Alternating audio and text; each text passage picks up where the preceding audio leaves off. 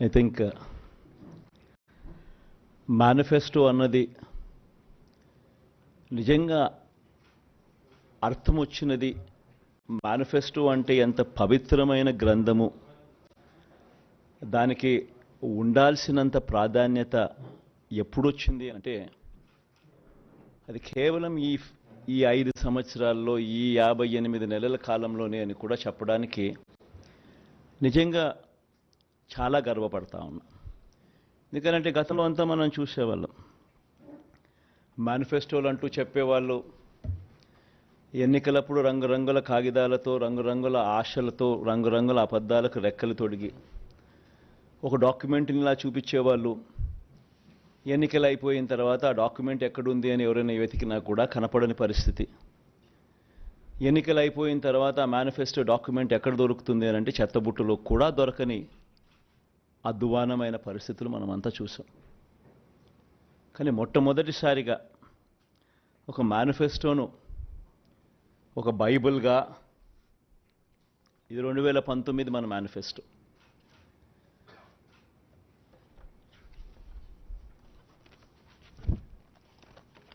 ఈ మాదిరిగా ఇచ్చిన ఈ మేనిఫెస్టోను ఒక బైబిల్గా, ఒక ఖురాన్గా, ఒక భగవద్గీతగా దీన్ని భావిస్తూ దీన్ని ఇంప్లిమెంట్ చేసిన పరిస్థితులు, దీన్ని ఇంప్లిమెంట్ చేసిన విధానం బహుశా దేశ చరిత్రలోనే ఈ 58 నెలలు అన్నది చిరస్థాయిగా చరిత్రలో ఎప్పటికీ కూడా నిలిచిపోతాయి. 2019లో ఇచ్చిన ఈ వాగ్దానాలన్నీ కూడా ఎంతో నిష్ఠగా మనం అమలు చేశాం. ఏ స్థాయిలో ఇది అమలు చేశాము అని అంటే, ఈ మేనిఫెస్టో అన్నది ప్రతి ప్రభుత్వ కార్యాలయంలో ఉన్న ప్రతి ఇంపార్టెంట్ అధికారి దగ్గర ఈ మేనిఫెస్టో ఉంది.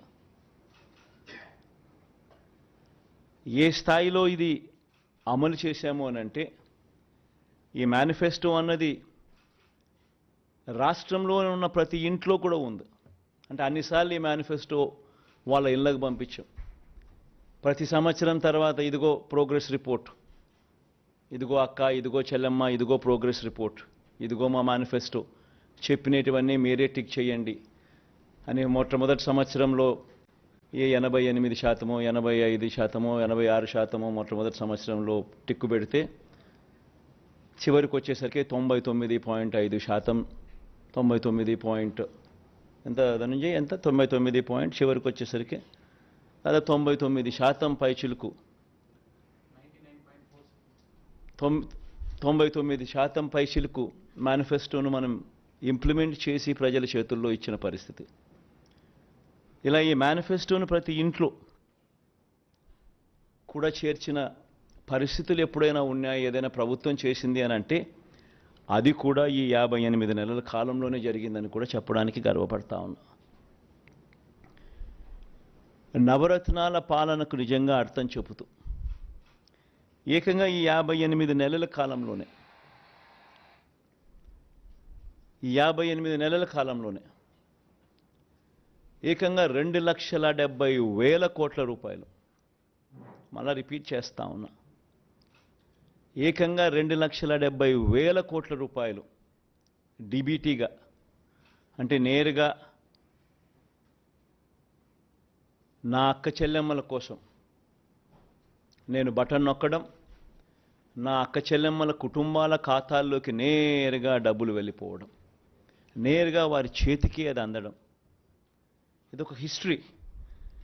2,70,000 కోట్ల రూపాయలు ఈ మాదిరిగా నా అక్క చెల్లెమ్మలకు దేవుడి దయతో మంచి చేయగలిగాం. పేదల ఆత్మగౌరవాన్ని, అవ్వాతాతల ఆత్మాభిమానాన్ని ఎరిగిన వాడిగా వాళ్ళ ఇంటికి ఈ పథకాలన్నీ డోర్ డెలివరీ చేసిన పరిస్థితులు కూడా ఈ 58 నెలల కాలంలోనే.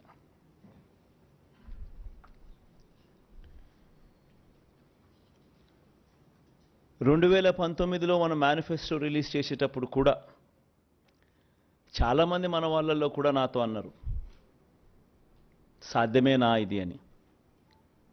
ఎందుకనంటే 2019లో మనం చెప్పిన ఈ మాటలు, చెప్పిన ఈ హామీలు ఏదైతే ఉన్నాయో, ఆ తర్వాత ఈ 58లో ఏదైతే మనం ఇంప్లిమెంట్ చేశామో, గతంలో ఆంధ్ర రాష్ట్ర హిస్టరీలో ఎప్పుడూ జరగల. ఈ మాదిరిగా ఈ స్కీములు రావడం కానీ, ఈ మాదిరిగా ఈ బటన్లు నొక్కడం కానీ, ఈ మాదిరిగా ముందుగానే క్యాలెండర్లో ఏ నెలలో ఏ స్కీమ్ ఇస్తాము అని ముందే చెప్పి ఆ నెలలో ఆ స్కీములు కరెక్ట్గా పోయేట్టుగా చేయడం కానీ, ఇవన్నీ ఎప్పుడు గతంలో ఆంధ్ర రాష్ట్ర చరిత్రలో ఎప్పుడూ జరగల. అవన్నీ కూడా ఈ 58 నెలల కాలంలోనే జరిగాయి. 2014లో నాకు బాగా గుర్తుంది. చంద్రబాబు నాయుడు గారు విపరీతమైన మోసపూరిత హామీలు ఇస్తూ ఉన్నారు. ఆయన ఇస్తూ ఉన్నాడు, మనం కూడా ఇవ్వకపోతే ఎలా, మన సంగతిని మనం చూసుకుందాం, ఫస్ట్ అయితే హామీలు ఇచ్చేద్దాం అని కూడా నా శ్రేయోభిలాషులే, నా మంచి కోసమే కూడా సలహాలు కూడా ఇచ్చారు. కానీ ఆ రోజు నేను చేయలే. ఆ రోజు కూడా నేను చేయగలిగినటివి మాత్రమే చెప్పా. చంద్రబాబు నాయుడుతో నేను పోటీ పడలేకపోయా. ఈరోజు నేను గర్వపడతా ఉన్నా. నాకు అధికారం 2014లో రాలేకపోయినప్పటికీ కూడా చరిత్రలో చరిత్రహీనుడిగా మిగిలిపోకుండా చేయగలిగినటివి మాత్రమే చెప్పి, అవి మాత్రమే చెప్పి చేసి చూపించి మళ్ళీ ప్రజల దగ్గరికి ఈరోజు చరిత్రలో ఒక హీరోగా ఈరోజు ప్రజల దగ్గరికి వెళ్తున్నాం. తేడా ఆ ప్రభుత్వానికి ఈ ప్రభుత్వానికి మధ్య తేడా గమనించండి. రాజకీయాలలో ఒక నాయకుడు ప్రజలకు ఏదైనా మాట ఇస్తే ఆ మాట ప్రజలు నమ్ముతారు. నమ్మి ఆ ప్రజలు ఆ రాజకీయ నాయకుడు అవన్నీ చేస్తాడు అన్న ఆశతో ఓటేస్తారు. ఆ ఓటు వేసినప్పుడు ఆ ప్రజలు ఆ నమ్మకం మన మీద పెట్టినప్పుడు మనం చేయాల్సింది ఏమిటి? వారి నమ్మకంతో ఆడుకోవడమా?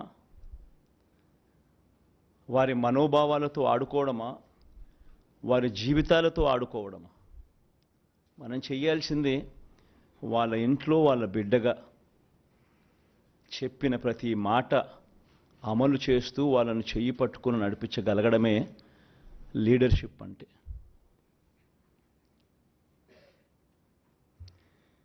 ఈరోజు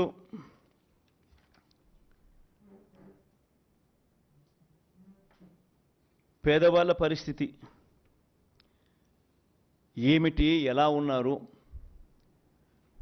ఎలా బ్రతుకుతూ ఉన్నారు, ఎలా బ్రతికారు అని నా 3648 కిలోమీటర్లు సాగిన నా పాదయాత్రలో నా కళ్ళారా నేను చూసినప్పుడు, వాళ్ళ దగ్గరికి నేను పోయినప్పుడు చూసినప్పుడు పేదవాళ్ళ పరిస్థితి ఏమిటి అని చెప్పి గమనిస్తే, పిల్లలను చదివించలేని పరిస్థితి, చదివించాలని ఆరాటం ఉన్న తల్లులకు. ఎందుకంటే మొట్టమొదటగా కడుపు నిండితే తప్పనిచ్చి ఆ తర్వాతనే చదువులు గుర్తుకొస్తాయి. అలాంటి పరిస్థితుల నుంచి ఫీజులు కట్టలేక పిల్లలు చదువులు మానేసిన పరిస్థితి, పిల్లలు తమ తండ్రులు ఆ ఫీజులు కట్టలేని పరిస్థితిని చూసి పిల్లలు ఆత్మహత్యలు చేసుకున్న పరిస్థితి, ఇంజనీరింగ్ చదువుతా ఉన్న పిల్లలు. ఇవన్నీ నా కళ్ళారా చూసా. అవ్వాతాతలకు అన్ని అర్హతలు ఉన్న పెన్షన్ రాని పరిస్థితి, ఇల్లు ఇవ్వని పరిస్థితి, రేషన్ కావాలన్నా, మరుగుదొడ్లు కావాలన్నా సబ్సిడీ మీద ఇచ్చే లోన్లు ఇచ్చి అరకొర ఆ ఊర్లో ఇద్దరికో ముగ్గురికో ఇస్తా ఉన్న వాటికి కూడా ప్రతిదానికి లంచం లంచం లంచం, వివక్ష వివక్ష వివక్ష. ఈ మ్యాన్ మేడ్ ప్రాబ్లమ్స్ను, రాజకీయ నాయకులు సృష్టించిన ప్రాబ్లమ్స్ను రాజకీయ పార్టీలు సృష్టించిన ప్రాబ్లమ్స్కు ఈ ప్రాబ్లమ్స్తో వ్యవస్థలు ఎలా ఈ వ్యవస్థల వల్ల ఎలా పేదవాడి బ్రతుకు అతలాకుతలమైందో నాకు కళ్ళారా చూశా. 2019లో మన పార్టీ అధికారంలోకి వచ్చినప్పటి నుంచి ఈ రోజు వరకు ప్రతి అడుగు కూడా నేను చూసిన ఆ సమస్యలకు సొల్యూషన్ వెతుకుతూ ఆ సొల్యూషన్ను మేనిఫెస్టోలో పెట్టి ఆ సొల్యూషన్ను తీసుకొస్తూ ఈ 58 నెలల పాలన సాగింది. కోవిడ్ లాంటి మహమ్మారి 2 సంవత్సరాలు పూర్తిగా రాష్ట్ర ఆర్థిక పరిస్థితులు అతలాకుతలమైన, రావాల్సిన ఆదాయాలు రాకపోయినా, అనుకోని ఖర్చులు పెరిగిన, ఇవన్నీ జరిగిన సాకులు చూపలేదు. మేనిఫెస్టో ఇంప్లిమెంట్ చేయకుండా ఉండడానికి కారణాలు వెతుక్కోలేదు, సాకులు చూపలేదు. ఎన్ని సమస్యలు వచ్చినా, ఎన్ని సమస్యలు ఉన్నా ఎక్కడా సాకులు చూపకుండా చిరునవ్వుతోనే ప్రజలకు తోడుగా ఉన్నాం, ప్రజలకు అండగా నిలబడ్డాం.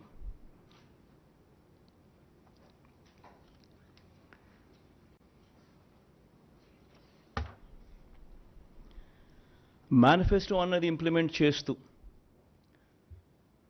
ప్రతి సంవత్సరం ఆ ఇంప్లిమెంట్ చేసిన మేనిఫెస్టోను ప్రతి సంవత్సరం ప్రజల దగ్గరికి పంపించడం జరిగింది. అడుగులు వేగంగా వేస్తూ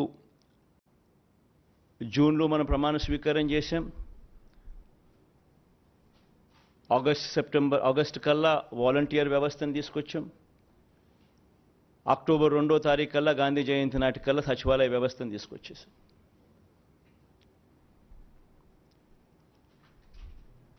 తీసుకువచ్చి గ్రామ స్వరాజ్యానికి అర్థం చెబుతూ ఎక్కడ లంచాలు లేకుండా, ఎక్కడ వివక్ష లేకుండా ప్రతి పథకము బటన్ నొక్కడం, నేరుగా నా అక్క చెల్లెమ్మల చేతికి వారి కుటుంబాల ఖాతాల్లోకి వెళ్ళిపోయే పరిస్థితి తీసుకొని రావడం. ఎవరైనా మిస్ అయిపోయినా కూడా వాళ్ళను జల్లెడ బట్టి ఎతికి మళ్ళీ వాళ్ళను మిస్సింగ్కి అవకాశం లేకుండా వాళ్లకు ఛాన్స్ ఇస్తూ మళ్ళీ వాళ్ళకు తోడుగా నిలబడ్డాం. మొట్టమొదటిసారిగా బహుశా భారతదేశ చరిత్రలో బహుశా ఎప్పుడూ కూడా జరగలేదేమో, ప్రజలకు మంచి చేయడమే కాకుండా ప్రతి సంవత్సరం అది పంపించడమే కాకుండా ఎమ్మెల్యేలను కూడా ఎప్పుడో ఎన్నికలప్పుడు గడప గడపకు వెళ్ళడం కాదు, ఎమ్మెల్యేలను కూడా ప్రజల దగ్గరికి ముందుగానే, ఎన్నికలకు 2-3 సంవత్సరాల ముందుగానే వాళ్ళను కూడా గడప గడపకు తిప్పుతూ ప్రజలకు జరిగిన మంచిని ప్రతి ఇంట్లోనూ ఈచ్ ఇండివిజువల్కు, ఈచ్ హౌస్కు రాసిన లెటర్లు తీసుకొని పోయి ఆ ప్రతి లెటరు వాళ్ళే ఇచ్చి, అక్క చెల్లి ఇవన్నీ జరిగాయి కదమ్మా, సంతోషంగా ఉన్నారా అని చెప్పి ఎమ్మెల్యేలు సైతం వాళ్ళ దగ్గరికి వెళ్ళి వాళ్ళ బ్లెస్సింగ్స్, ఆశీర్వాదాలు తీసుకునే కార్యక్రమం బహుశా దేశ చరిత్రలో ఎప్పుడూ కూడా జరగల. ఈ 58 నెలల్లోనే అది కూడా జరిగింది.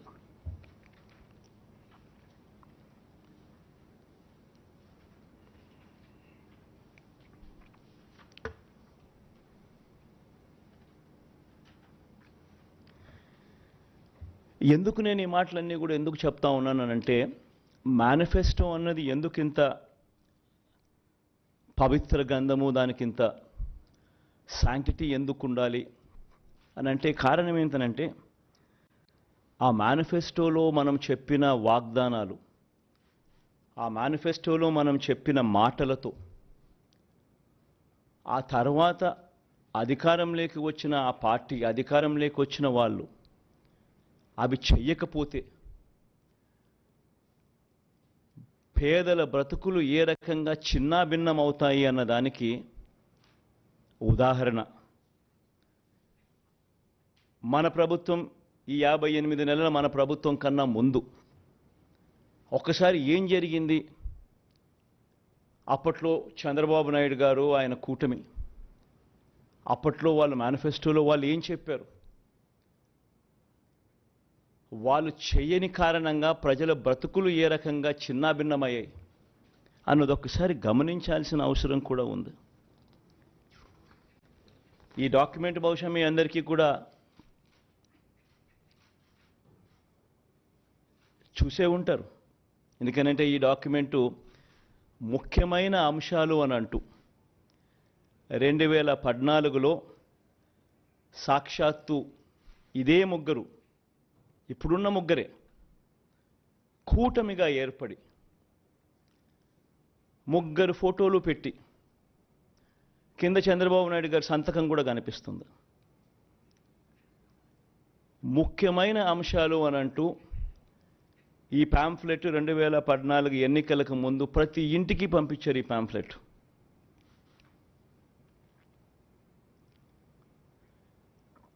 ప్రతి ఇంటికి పంపించిన ఈ పాంఫ్లెట్ను చూసి వీళ్ళిచ్చిన టీవీలలో వీళ్ళిచ్చిన అడ్వర్టైజ్మెంట్లను చూసి అప్పట్లో ఈనాడులో చూస్తే, ఆంధ్రజ్యోతిలో చూసిన, ఏబిఎన్లో చూసిన, TV5లో చూసిన అడ్వర్టైజ్మెంట్లు కూడా ఊదరగొట్టేవాళ్ళు.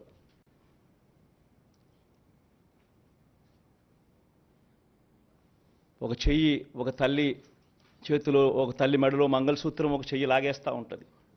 వెంటనే ఇంకొక చెయ్యి వచ్చి అడ్డుకుంటుంది. బాబు వస్తున్నాడు, బ్యాంకుల్లో పెట్టిన బంగారం ఇంటికి వస్తుంది అని అడ్వర్టైజ్మెంట్. ముఖ్యమైన హామీలు అని అంటూ ఏకంగా చంద్రబాబు నాయుడు గారు సంతకం పెట్టి ఇదే ముగ్గురు ఫోటోలు ముద్రించి ఇదే కూటమిగా 2014లో ముఖ్యమైన హామీలు అని అంటూ వీళ్ళు చెప్పిన మాటలు, వీళ్ళు చెప్పిన హామీలు ఏ మాదిరిగా ప్రజలు నమ్మి వీళ్ళకు ఓటు వేసినందుకు వాళ్ళ బ్రతుకులు ఏ రకంగా అతలాకుతలమైనాయి అన్నది కూడా ప్రతి ఒక్కరూ నాగరిక ప్రపంచంలో గమనించాల్సిన అంశం. ఎందుకనంటే ఒక రాజకీయ నాయకుడు ఒక రాజకీయ పార్టీని నమ్మి ప్రజలు ఓట్లేస్తారు. వాళ్ళు చెప్పే ఈ మేనిఫెస్టోను చూసి ప్రజలు ఓట్లేస్తారు. వేసిన తర్వాత అది ఇంప్లిమెంట్ కాకపోతే వాళ్ళ బ్రతుకులు ఏమవుతాయని కనీసపు ఆలోచనలు కూడా లేకుండా రాజకీయాలు చేయడం మొదలు పెడితే బ్రతుకులు ఎలా ఉంటాయి? ఇందులో చెప్పిన ముఖ్యమైన అంశాలు, రైతుల రుణమాఫీపై మొదటి సంతకం చేస్తానన్నారు. మరి 87,612 కోట్ల రూపాయలు రుణమాఫీ అయిందా? ప్రతి సిద్ధం సభలోనూ ఈ ప్రశ్నలు నేను వేస్తా వస్తున్నా. పొదుపు సంఘాల రుణాలు పూర్తిగా రద్దు చేస్తామన్నారు. 14,205 కోట్ల రూపాయలు డ్వాక్రా సంఘాలకు, పొదుపు సంఘాలకు రుణాలు మాఫీ చేస్తామన్న సొమ్ము ఒక్క రూపాయైనా మాఫీ చేశారా?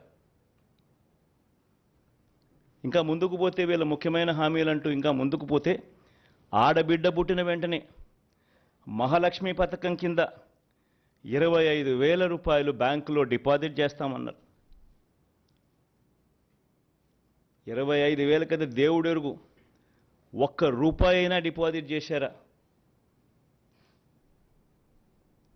ఇంకా ముందుకు పోతే ముఖ్యమైన హామీలు ఇవన్నీ. ఇప్పుడు సూపర్ 6, సూపర్ 7 అంటా ప్రతి నగరంలోనూ హైటెక్ సిటీ నిర్మిస్తామన్నారు. విజయవాడలో కనిపించడం లేదు. తాడేపల్లి కథ దేవుడు ఎరుగు, ప్రతి నగరం కథ కనీసం విజయవాడలో కనిపించడం లేదు. ప్రతి నగరం అన్నారు. నేను చెప్పేది ఒకటి, ప్రజలు మిమ్మల్ని నమ్మి మీకు ఓట్లు వేస్తే ముఖ్యమైన హామీలు అని అంటూ మీరు చెప్పిన వీటి పరిస్థితుల్లో కనీసం ఇందులో ఒక్కటంటే ఒక్క హామీ అయినా నెరవేర్చారా? పోనీ ప్రత్యేక హోదా అయినా తెచ్చారా? దాన్ని అమ్మేశారు.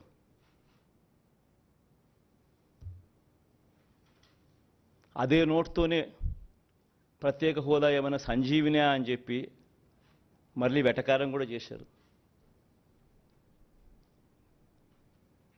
నేను చెప్పేది ఒకటి, ప్రతి మాట రాజకీయ నాయకుడు ఒక విశ్వసనీయత కోల్పోతే రాజకీయాలలో విశ్వసనీయత అన్న పదానికి అర్థం లేకపోతే రాజకీయాలు ఎందుకు చేస్తూ ఉన్నాం?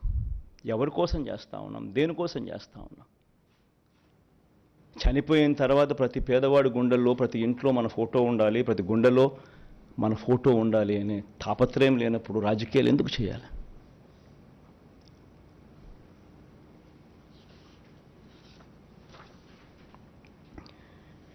₹87,612 కోట్ల రూపాయల రుణాలు మాఫీ చేస్తానని చెప్పిన పెద్ద మనిషి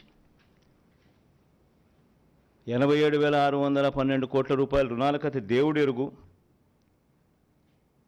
బ్యాంకుల్లో పెట్టిన బంగారం విడిపిస్తానన్న మాటలకు దేవుడు ఎరుగు.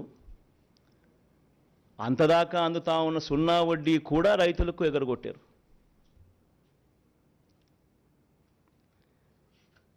పొదుపు సంఘాల రుణాలు 14,205 కోట్ల రూపాయలు మాఫీ చేస్తామన్న మాటలు, రుణాల మాఫీ కథ దేవుడు ఎరుగు. అక్టోబర్ 2016 నుంచి అప్పటిదాకా అందుతా ఉన్న సున్నా వడ్డీని సైతం రద్దు చేశారు, అది ఎగరగొట్టారు. పొదుపు సంఘాల పరిస్థితి ఏమిటి అని అంటే ఓవర్ డ్యూసు ఎన్పిఏలు 18% పైచిలుకు వెళ్ళిపోయింది. ఏ గ్రేడు, బి గ్రేడ్ సంఘాలన్నీ సి గ్రేడు, డి గ్రేడ్ సంఘాలుగా మారిపోయాయి. అక్కచెల్లెమ్మలు రోడ్డు మీదకి వచ్చారు, రోడ్డున పడ్డారు. నిరుద్యోగులకు 2,000 రూపాయలు నిరుద్యోగ భృతి అన్నారు, ఉద్యోగం ఇవ్వలేకపోతే. ఎవరికి ఇచ్చారు? కొన్ని గవర్నమెంట్ ఉద్యోగాలు ఎన్ని ఇచ్చారు అని చూస్తే ఆ మొత్తం 2014 నుంచి 19 పీరియడ్లో ఇచ్చింది కేవలం 32,000 ఉద్యోగాలు. అదే ఈ 58 నెలల కాలంలో మనం ఇచ్చిన ఉద్యోగాలు ఏకంగా 2,31,000 ఉద్యోగాలు. ప్రతి సచివాలయంలో కనిపిస్తారు పిల్లలు, ప్రతి గవర్నమెంట్ హాస్పిటల్లో కనిపిస్తారు డాక్టర్లు, నర్సులు, స్టాఫ్, పారామెడిక్స్.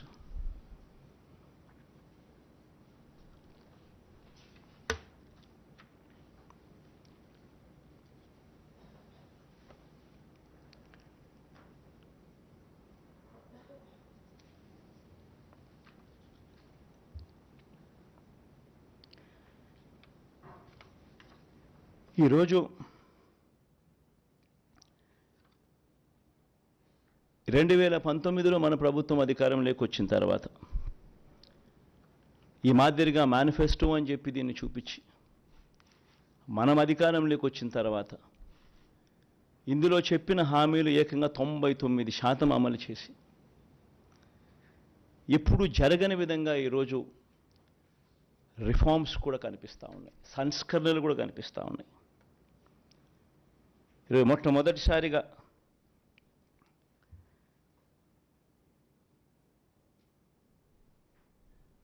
వాలంటీర్లు, గ్రామ సచివాలయాలు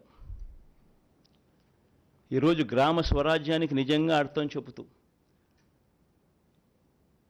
ఈ 58 నెలలకు ముందు ఎవరైనా కూడా మీతో కానీ ఇంకొకరితో కానీ ఎవరైనా గవర్నమెంట్ ఇచ్చే డబ్బులు లంచాలు లేకుండా అందుతాయి అని అంటే ఎవరైనా నమ్మేవాళ్ళ?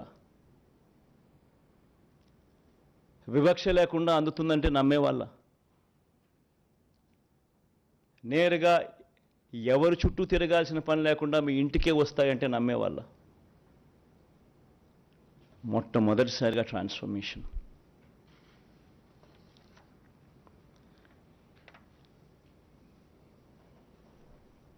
మొట్టమొదటిసారిగా సామాజిక న్యాయానికి అర్థం చెబుతూ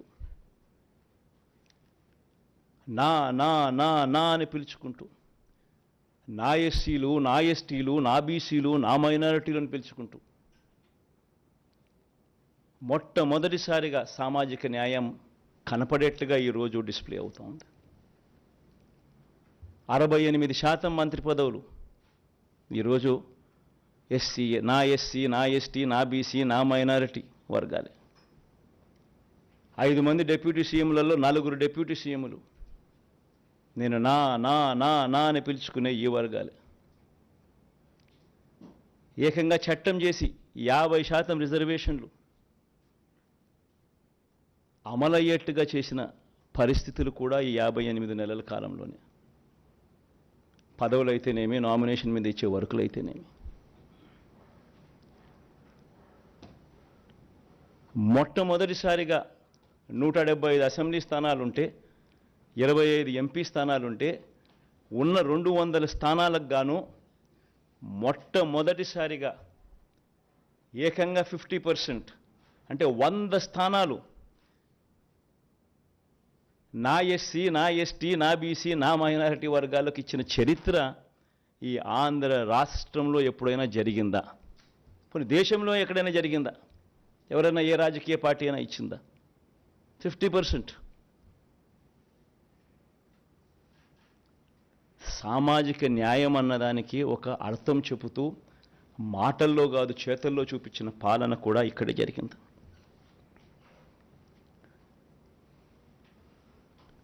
మన పల్లెటూరు పిల్లలు, మన పేద పిల్లలు ఐక్యరాజ్య సమితికి కూడా వెళ్ళి రెట్టించిన ఆత్మవిశ్వాసంతో ఇంగ్లీష్లో అనర్గళంగా మాట్లాడగలిగే పరిస్థితి ఈరోజు మనం అందరం చూస్తూ ఉన్నాం. ఫస్ట్ క్లాస్లో ఐబీతో మొదలవుతా ఉంది ప్రయాణం. గవర్నమెంట్ బడులు నాడు నేడుతో రూపురేఖలు మారాయి. ఇంగ్లీష్ మీడియం ఈరోజు గవర్నమెంట్ బడుల్లో ఒక హక్కుగా అందుబాటులోకి వచ్చింది.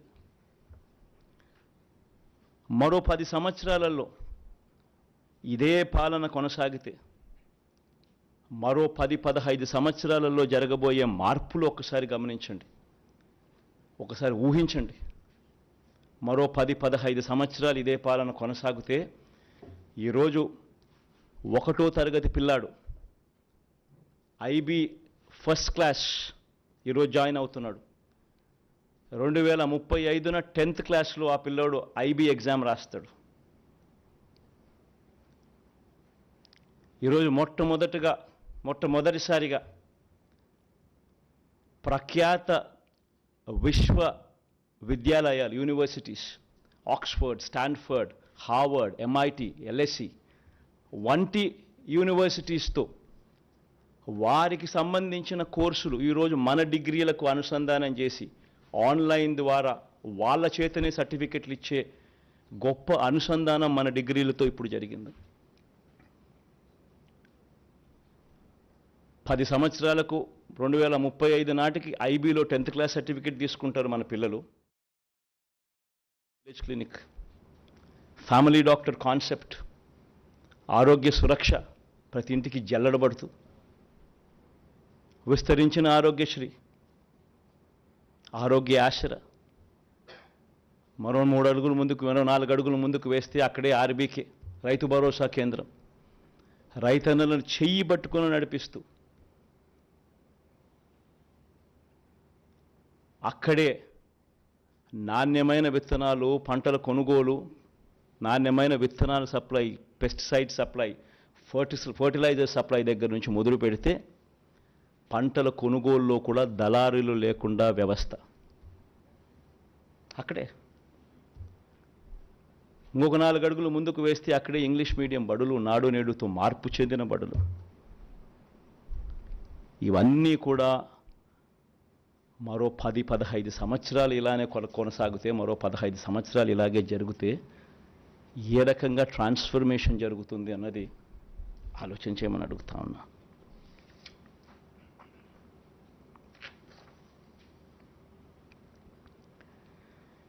ఈరోజు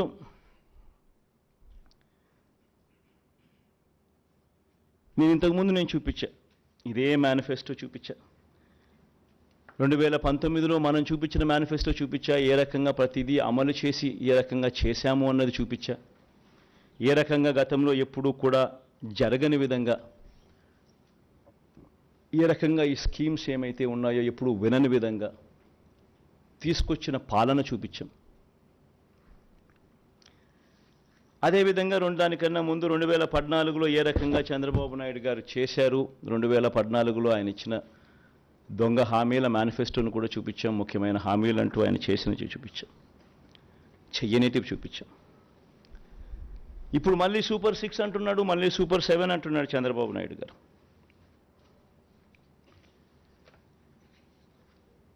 ఈ సూపర్ సిక్స్లకు ఈ సూపర్ టెన్లకు చంద్రబాబు చెప్పే ఈ సూపర్ టెన్లకు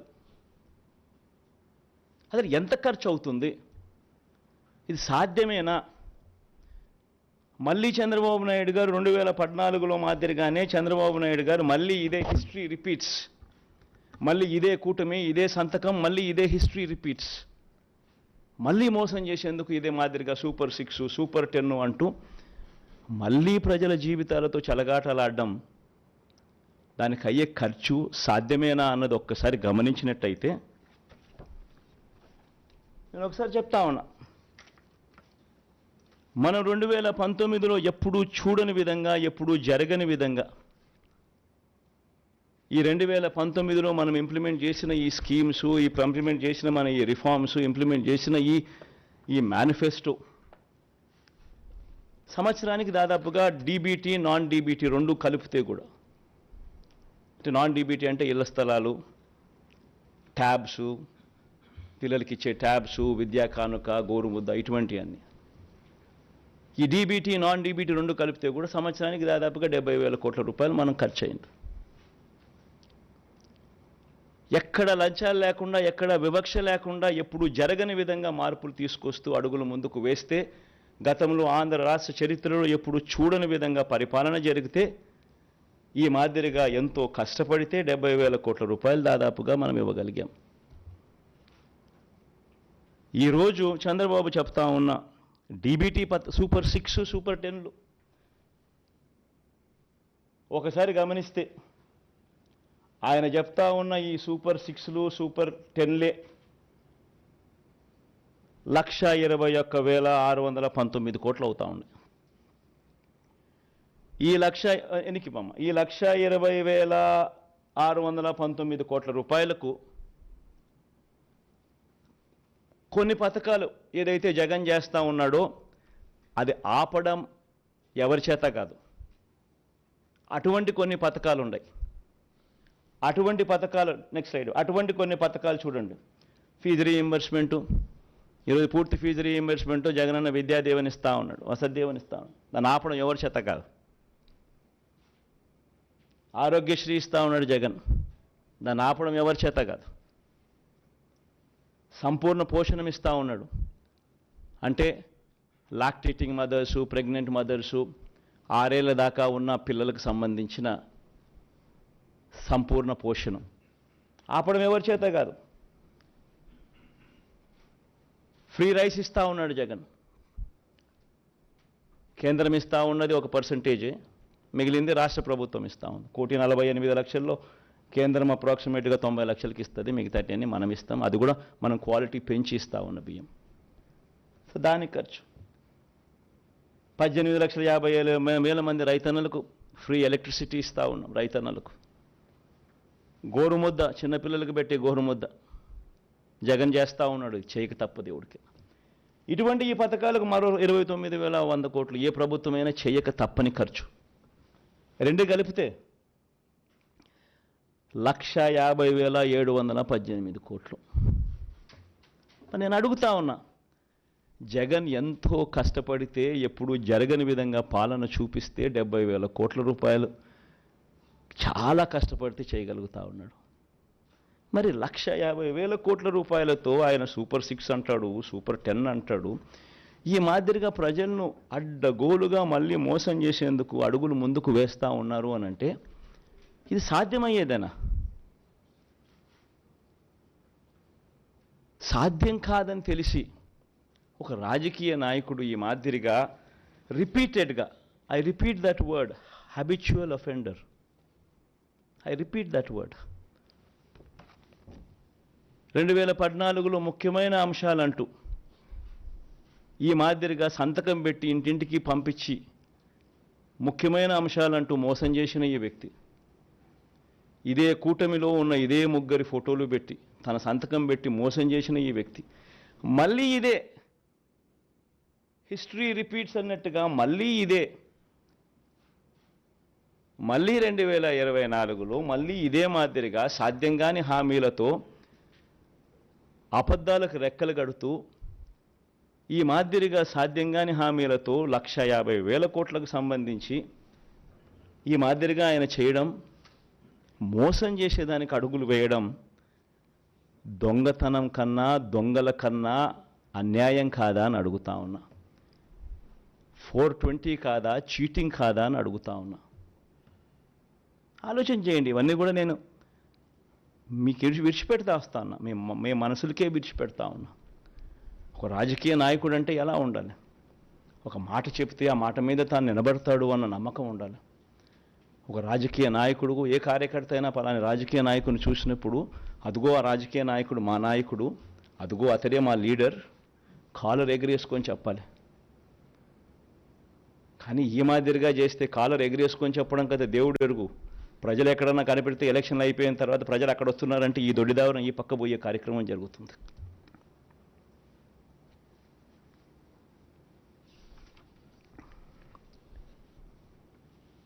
అదే మాదిరిగా ఈయనేమంటాడు, మనం చెప్తా ఉన్న ఈ 70,000 కోట్లకు అదనంగా 80,000 కోట్ల రూపాయలు అదనంగా చెప్తా ఉన్నాడు. సాధ్యం కాదని తెలిసినా కూడా తాను చెప్తా ఉన్నాడు. ప్రతి సందర్భంలోనూ చంద్రబాబు నాయుడు ఏమంటాడు, నేను సంపద సృష్టిస్తాను, జగన్ చేయలేకపోయాడు, నేను సంపద సృష్టిస్తాను, నేను సంపద సృష్టిస్తా కాబట్టి నేను చేయగలుగుతాను అని చెప్పి నిస్సిగ్గుగా తన అబద్ధాన్ని తాను డిఫెండ్ చేసుకుంటాడు. తాను చెప్పే మోసాలను, అబద్ధాలను డిఫెండ్ చేసుకుంటాడు నిస్సిగ్గుగా. పోనీ నిజంగానే ఏ స్థాయిలో సంపద సృష్టించాడు, ఆయన పరిస్థితి ఏమిటి అని ఒకసారి ఈ 14 ఏళ్ళ తన పరిపాలన ఒకసారి చూద్దాం. ఆ రెడ్ లైట్స్లో పెట్టినదంతా ఆయన పరిపాలనే. ఆ 14 ఏళ్ళ ఆయన పరిపాలన మీరే గమనించండి. ఆయన పరిపాలన చేసిన ఏ సంవత్సరంలో అయినా రెవెన్యూ సర్ప్లస్ ఉందా? ఆయన పరిపాలన చేసిన ఏ సంవత్సరంలో అయినా మీరు చూడండి రెవెన్యూ డెఫిసిట్. మళ్ళీ రెవెన్యూ ఎక్స్పెండిచర్కే రెవెన్యూ డెఫిసిట్ అవుతా ఉన్నప్పుడు నువ్వు సంపద ఎక్కడి నుంచి సృష్టించావు, ఎక్కడ నీ గత జీవితంలో ఎప్పుడు సృష్టించావు అని అడుగుతా ఉన్నా.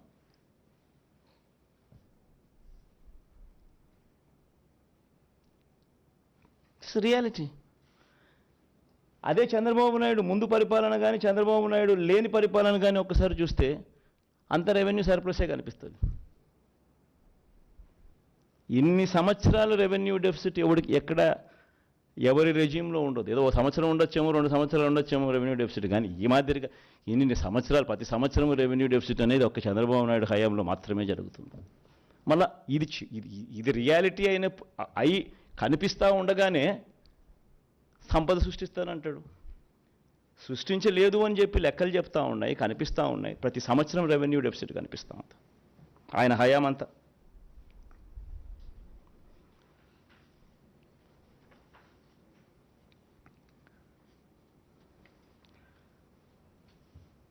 నేను అడుగుతా ఉన్నా ఇదే బాబును, ఇక సంపద సృష్టించింది ఎక్కడా అని. కారణం సంపద సృష్టించే శక్తి లేదు, సమర్థమైన ఆర్థిక నియంత్రణ కూడా లేదు, తన 14 ఏళ్ల పాలన కూడా దోచుకున్నది పంచుకోవడమే జరిగిన పరిస్థితులు. జగన్ ఎందుకు చేయగలిగాడు, చంద్రబాబు ఎందుకు చేయలేకపోయాడు?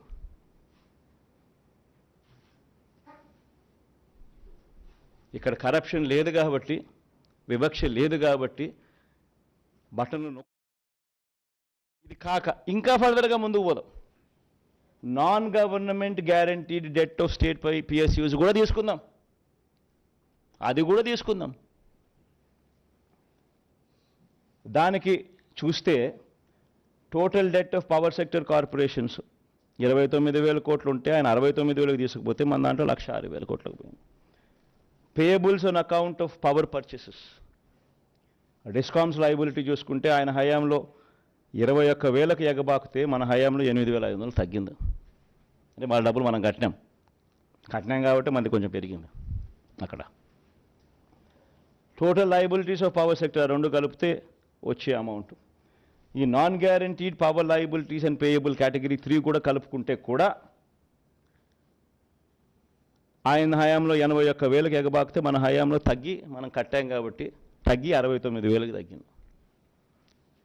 మొత్తంగా total state government liabilities and non guaranteed PSU liabilities కూడా కలుపుకుంటే కూడా ఎంత మన లయబిలిటీస్ ఉన్నాయని చెప్పి చూస్తే చంద్రబాబు నాయుడు హయాంలో 4,53,000 కోట్లు కాస్త 4,12,288 కోట్లకు ఎగబాకితే మన హయాంలో అది 7,03,000 కోట్లకు ఎగబాకింది. కంపౌండెడ్ యాన్యువల్ గ్రోత్ రేట్ రెండు పీరియడ్లలో కూడా చూస్తే గ్రోత్ రేట్ ఆఫ్ డెట్ చూస్తే ఆయన హయాంలో 21.87% ఎగబాకితే మన హయాంలో మన 5 ఏళ్లలో కేవలం 12.13% మాత్రమే. మరి ఫైనాన్షియల్ డిసిప్లిన్ ఎవరికి ఉంది? ఇంకా 2-3 స్లైడ్లు చూద్దామా? ఇంకొక స్లైడ్ కూడా చూద్దాం. ఇంకొక స్లైడ్ ఏమిటి అని అంటే క్యాపిటల్ ఎక్స్పెండిచర్. ఎప్పుడైనా చంద్రబాబు ఏమంటాడు, నేను స్కీములకు పెట్టలేదు, నేను క్యాపిటల్ ఎక్స్పెండిచర్కి పెట్టినాను, అందుకనే నా దాంట్లో ఎక్కువ, అందుకే నేను చేయలేకపోయాను, ఇంకో మాట మాట్లాడతాడు. పోనీ అక్కడ చూద్దాం క్యాపిటల్ ఎక్స్పెండిచర్ ఎవరి హయాంలో ఎంత జరిగింది. ఎవడి హయాంలో నాడు నేడు జరిగాయి, ఎవడి హయాంలో హాస్పిటల్ బాగుపడ్డాయి, ఎవడి హయాంలో స్కూళ్ళు బాగుపడ్డాయి, ఎవడి హయాంలో క్యాపిటల్ ఎక్స్పెండిచర్ జరిగింది.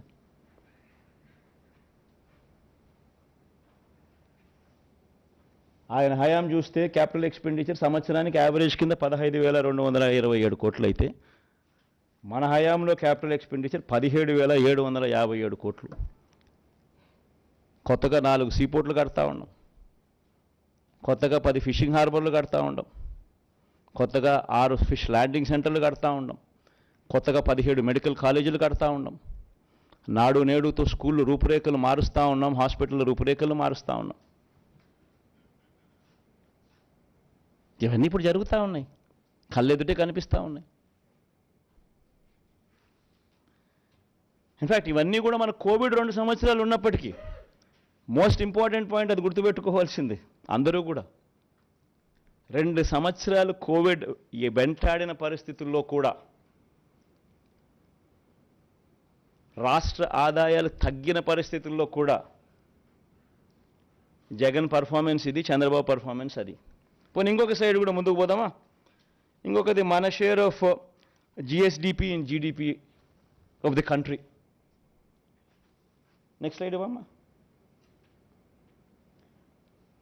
ఇది జీడిపిలో మన రాష్ట్ర షేర్ ఎంత,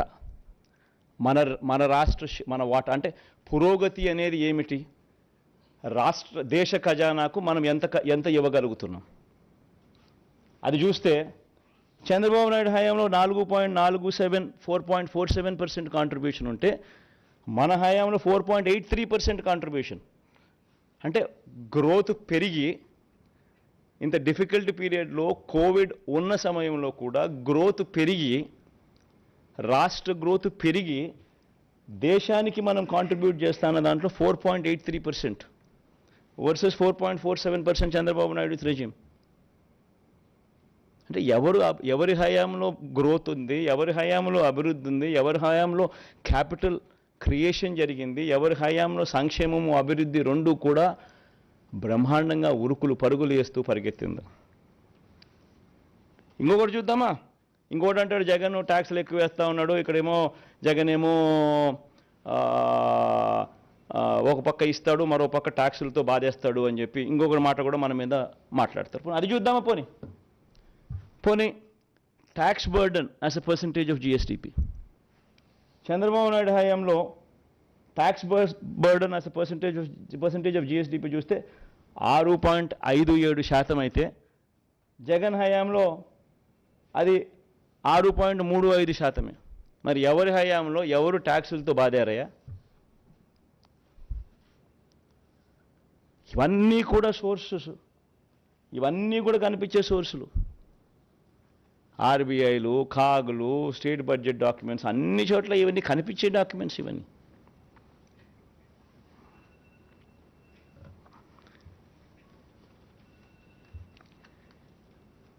అంటే ఇవన్నీ కూడా ఎందుకు చెప్తా ఉన్నాను అని అంటే అబద్ధానికి వీళ్ళంతా కూడా రెక్కలు కట్టి వీళ్ళంతా ఏ మాదిరిగా దాన్ని మోసం చేయడానికి అడుగులు ముందుకు వేస్తూ ఉన్నారు, ఇది ధర్మమేనా అని ప్రతి ఒక్కరూ కూడా ఆలోచన చేయాలి కాబట్టి చేస్తూ ఉన్నా. ఈరోజు ఈ మాటలన్నీ కూడా నేను చెబుతూ ఒకటే ఒక విషయం చెప్తా ఉన్నా. జగన్ అబద్ధలాడ్డు, జగన్ మోసం చేయడు, చేయలేకపోతే చేయలేనని చెప్తాడు తప్పనిచ్చి జగన్ ఎప్పుడు అబద్ధలాడ్డు, జగన్ ఎప్పుడు మోసం చేయడు. పేదలకు ప్రేమించే విషయంలో, పేదలను అభిమానించే విషయంలో మేనిఫెస్టోలో పెట్టినా పెట్టకపోయినా జగన్ వేసినన్ని అడుగులు బహుశా రాష్ట్ర చరిత్రలో ఎవరు వేయలేదు. మేనిఫెస్టోలో పెట్టనేటివి కూడా చాలా చేశారు, చాలా జరిగాయి ఈ 58 నెలల కాలంలో. ఇప్పుడు కాపు నేస్తం ఉంది, మేనిఫెస్టోలో లేదు. పిల్లలకు ట్యాబ్స్ ఉన్నాయి, మేనిఫెస్టోలో లేదు. ఈబీసీ నేస్తం ఉంది, మేనిఫెస్టోలో లేదు. ఇటువంటివి అనేకం. ఆరోగ్యశ్రీ 25 లక్షలకు పెంచడం మేనిఫెస్టోలో లేదు. పిల్లలకు విద్యా కానుక మేనిఫెస్టోలో లేదు. పిల్లలకు గోరుముద్ద మేనిఫెస్టోలో లేదు. ఇటువంటి అనేకం. 31 లక్షల ఇళ్ల పట్టాలు మేనిఫెస్టోలో లేవు. అనేకం చేశాం. సో ప్రతి ఒక్కరికి కూడా నేను ఈ సందర్భంగా నేను మనవి చేసేది ఒకటే, ఈరోజు ఉన్న పరిస్థితుల దృష్ట్యా ఏ మేరకు చేయగలుగుతామో ఆ మేరకు నేను చెప్పగలుగుతున్నా. అబద్ధాలతో చంద్రబాబుతో నేను పోటీ పడదలుచుకోలేదు. ఎందుకనంటే అది అబద్ధాలని తెలిసినప్పుడు ఆ అబద్ధాలతో పోటీ పడడం ధర్మం కాదు. కాబట్టి చేయగలిగినవి మాత్రమే జగన్ చెప్తాడు. అవకాశము, వెసులుబాటు ఏమాత్రం ఉన్నా కూడా, ఇంకొక మాట కూడా మళ్ళీ మళ్ళీ చెప్తా ఉన్నా, అవకాశము, వెసులుబాటు ఏమాత్రం ఉన్నా కూడా జగన్ ప్రతి పేదవాడి కోసం అడుగులు ఖచ్చితంగా వేస్తాడు అని మాత్రం ఈ సందర్భంగా ఖచ్చితంగా తెలియజేస్తా ఉన్నా. పేదవాడికి మంచి చేసే విషయంలో జగన్కున్న ప్రేమ చంద్రబాబుకు కాదు కదా, ఇంకా ఎవ్వరికి కూడా ఆ ప్రేమలు ఉండవు. చంద్రబాబు నాయుడుకి అయితే ప్రేమ ఉండదు, అది వేరే విషయం. ఇంకా ఎవ్వరికి కూడా అటువంటి ప్రేమలు ఉండవు. ఈ మాటలు నేను చెబుతూ మన మేనిఫెస్టోలోని ముఖ్యమైన అంశాలు కొన్ని నేను ప్రస్తావిస్తా. ఈసారి కూడా మన మేనిఫెస్టో ఎప్పటిలాగానే కేవలం 2 పేజీల మేనిఫెస్టో. ఇంతకుముందు ఇది మన మేనిఫెస్టో, ఇప్పుడు ఇది మన మేనిఫెస్టో.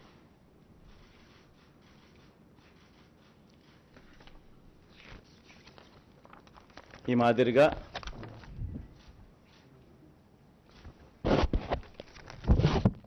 మాదిరిగా మన మేనిఫెస్టో.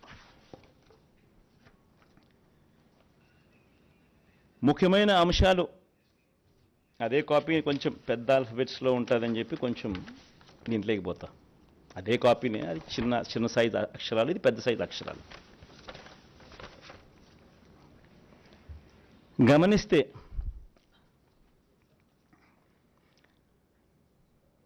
మనం పెట్టిన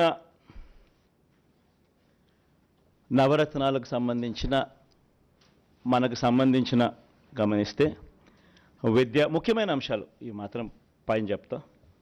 విద్య, అమ్మఒడి, ట్యాబులు, విద్యా కానుక, గోరుముద్ద, ఇంగ్లీష్ మీడియం, డిజిటల్ బోధన.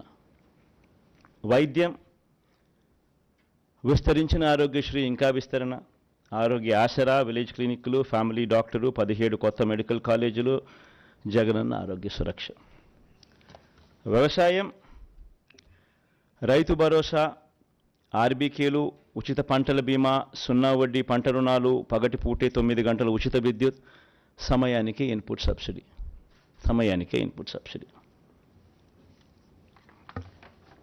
ఉన్నత విద్య, జగనన్న విద్యా దీవెన పూర్తి fee reimbursement, Jagananna Vasathi Deevena job ఓరియంటెడ్గా కరికులంలో మార్పులు, నాడు నేడు స్కూళ్ళు, నాడు నేడు హాస్పిటల్స్, పేదలందరికీ ఇళ్ళు, అక్క చెల్లెమ్మల పేరిట పేదలకు ఇంటి స్థలాలు, ఇల్లు. మహిళా సాధికారత, చేయూత, కాపు నేస్తం, ఈబీసీ నేస్తం, సున్నా వడ్డీ. సామాజిక భద్రత, పెన్షన్ కానుక 2 విడతల్లో 3,500కు పెంపు, ఎప్పటిలాగే ఇంటి వద్దే వాలంటీర్ల ద్వారా పెన్షన్ల పంపిణీ. అభివృద్ధి, మౌలిక వసతులు, సుపరిపాలన. నిర్మిస్తా ఉన్న 4 పోర్ట్లు ఫిషింగ్ హార్బర్లు ఫినిషింగ్, ఎయిర్పోర్ట్లు వాటి విస్తరణ ఫినిషింగ్, ఇండస్ట్రియల్ కారిడార్లు ఫినిషింగ్, ఇండస్ట్రియల్ నోడ్స్ ఫినిషింగ్, ప్రాధాన్యత క్రమంలో జలయజ్ఞం ఫినిషింగ్, గ్రామ వార్డు సచివాలయాలు, వాలంటీర్ల వ్యవస్థ. ఇవి బై అండ్ లార్జ్ దీనికి సంబంధించిన సమ్మరీ. ఇక ఈచ్ స్కీముకు సంబంధించి డెప్త్లోకి పోయే అంశాలు లోపల ఉంటాయి. సో ఒక డెప్త్లోకి పోయే అంశాలలోకి ఒకసారి మనం పోతే, మహిళలు, నా అక్క చెల్లెమ్మలు, వీళ్ళకి సంబంధించి ఒకసారి గమనించినట్లయితే వైఎస్ఆర్ చేయూత ఈ కార్యక్రమం ఇంతకుముందు 75,000 ఉండేది. లాస్ట్ 5 ఇయర్స్లో లాస్ట్ రెజ్యూమ్లో 4 దఫాలుగా ప్రతి అక్క చెల్లెమ్మకు వైఎస్ఆర్ చేయూత కింద, మరీ ముఖ్యంగా నా ఎస్సీ, ఎస్టీ, బీసీ, నా మైనారిటీ అక్క చెల్లెమ్మలకు 45 నుంచి 60 సంవత్సరాల మధ్యలో వయసులో ఉన్న నా అక్క చెల్లెమ్మలకు చెయ్యి పట్టుకొని నడిపిస్తూ వాళ్ళకి ఏదో ఒక ఆదాయం ఉండాలి, వాళ్ళ ఆ ఆదాయంతో నిలదొక్కుకోవాలి, వాళ్ళు సొంత వ్యాపారాలు చేసుకోగలగాలి, వాళ్ళకు మరింత ఆదాయం వాళ్ళు సంపాదించుకునే పరిస్థితిలోకి వాళ్ళు పోవాలి, వాళ్ళకు పెన్షన్ కానీ ఇలా చేయూత కానీ ఇలా ఏదో ఒక ఆదాయం ఖచ్చితంగా వాళ్ళకు ఉండాలి అని ఉద్దేశంతో వైఎస్ఆర్ చేయూతను కొనసాగిస్తూ ఉన్నాం. ఇంతకుముందు 5 ఏళ్లలో 4 దఫాలుగా 75,000 ఇచ్చాం. దాన్ని మళ్ళీ కొనసాగిస్తూ మళ్ళీ 4 దఫాలు 1,50,000 దాకా 1,50,000 వరకు తీసుకొని పోతాం.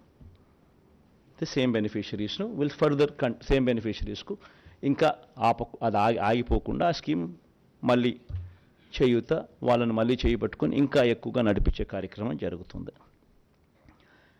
సేమ్ వైఎస్ఆర్ కాపు నేస్తం ఇకపై 1,20,000 వరకు. ఇంతకుముందు 4 దఫాల్లో 60,000 ఇచ్చాం. ఈ పీరియడ్లో మళ్ళీ వచ్చే పీరియడ్లో మళ్ళీ ఈ 4 దఫాల్లో మరో 60,000తో 1,20,000 వరకు పెంపు. వైఎస్ఆర్ ఈబీసీ నేస్తం ఈ 58 నెలల కాలంలో 3 దఫాల్లో 45,000 ఇచ్చాం. ఇప్పుడు మళ్ళీ ఈ 5 ఏళ్లలో ఈ 4 దఫాల్లో మరో 60,000 ఇస్తూ 1,05,000 వరకు దాన్ని పెంపు. జగనన్న అమ్మఒడి ఇది నిజంగా నా పెట్ ప్రాజెక్ట్. అంటే అన్నీ ఎవడు ఊహించిన ప్రాజెక్టులు, అన్నీ నా పెట్ ప్రాజెక్ట్స్, కానీ అన్నీ నా ప్రజల కష్టాల నుంచి, వాళ్ళ కష్టాలను చూసి వాటిని మంచి బాగుపరచాలి, వాళ్ళ బ్రతుకులను తాపత్రయం నుంచి బయటకు వచ్చిన ప్రతి స్కీము. జగనన్న అమ్మఒడి అనేది పిల్లలకు సంబంధించింది కాబట్టి నాకు మనసుకు చాలా దగ్గర. ఇది ఇంతకుముందు 15,000 రూపాయలు ఉండేది అమ్మఒడి. 13,000 అక్క చెల్లెమ్మల చేతికి నేరుగా ఇచ్చే పరిస్థితి. మరో 2,000 వాళ్ళ స్కూలు బాగోగుల కోసం SMF, TMF, school maintenance fund, toilet maintenance fund కింద తల్లులకే ప్రశ్నించి హక్కు కల్పిస్తూ వాళ్ళ గవర్నమెంట్ బడుల స్కూల్స్ మెయింటెనెన్స్, టాయిలెట్ మెయింటెనెన్స్ కోసం 2,000 రూపాయలు వాళ్ళకు ప్రశ్నించే హక్కు కల్పిస్తూ వారి తరపున ఇచ్చే కార్యక్రమం. ఆ అమ్మఒడి 15,000 కాస్త 17,000కు పెంచుతా ఉన్నాం. తల్లి చేతికి నేరుగా 15,000 వస్తుంది. ఆ తర్వాత ఆ పిల్లలు వెళ్ళే గవర్నమెంట్ బడులు, ఆ స్కూల్స్లో ఉన్న టాయిలెట్ మెయింటెనెన్స్ కోసము, ఆ స్కూల్స్ మెయింటెనెన్స్ కోసము మరో 2,000 రూపాయలు ఆ తల్లి పేరుతో తల్లికి ప్రశ్నించే హక్కు కల్పిస్తూ మరో 2,000 రూపాయలు దానికోసం కేటాయిస్తూ మొత్తానికి అమ్మఒడి 17,000 రూపాయలు చేస్తూ 75% అటెండెన్స్ కంపల్సరీ. ఇప్పుడు కూడా జరుగుతూ ఉంది. యాజ్ ఇట్ ఈస్ ఇప్పుడు కంటిన్యూ అవుతూ ఉంది. సిమిలర్లీ కళ్యాణమస్తు, షాదీ తోఫా ఇప్పుడు కూడా కంటిన్యూ అవుతూ ఉంది. 10వ తరగతి ఉత్తీర్ణత కంపల్సరీ కంటిన్యూ అవుతూ ఉంది. అంటే ప్రతిదీ ఒక పర్పస్ ఉండాలి. చదువులను ప్రోత్సహించేందుకు, చేయి పట్టుకొని నడిపించేందుకు వాళ్ళను వాళ్ళను వాళ్ళ జీవితాలలో వాళ్ళని ఎదిగేందుకు ఉపయోగపడే ప్రతి పథకము ప్రతి స్కీము ఉండాలి. పేదలందరికీ ఇళ్ల పట్టాలు అర్హులయ్యుండి ఇప్పటికే 31 లక్షల అక్క చెల్లెమ్మలకు ఇళ్ల పట్టాలు ఇవ్వడం జరిగింది. అందులో 22 లక్షల ఇళ్ళు కడతా ఉన్నాం.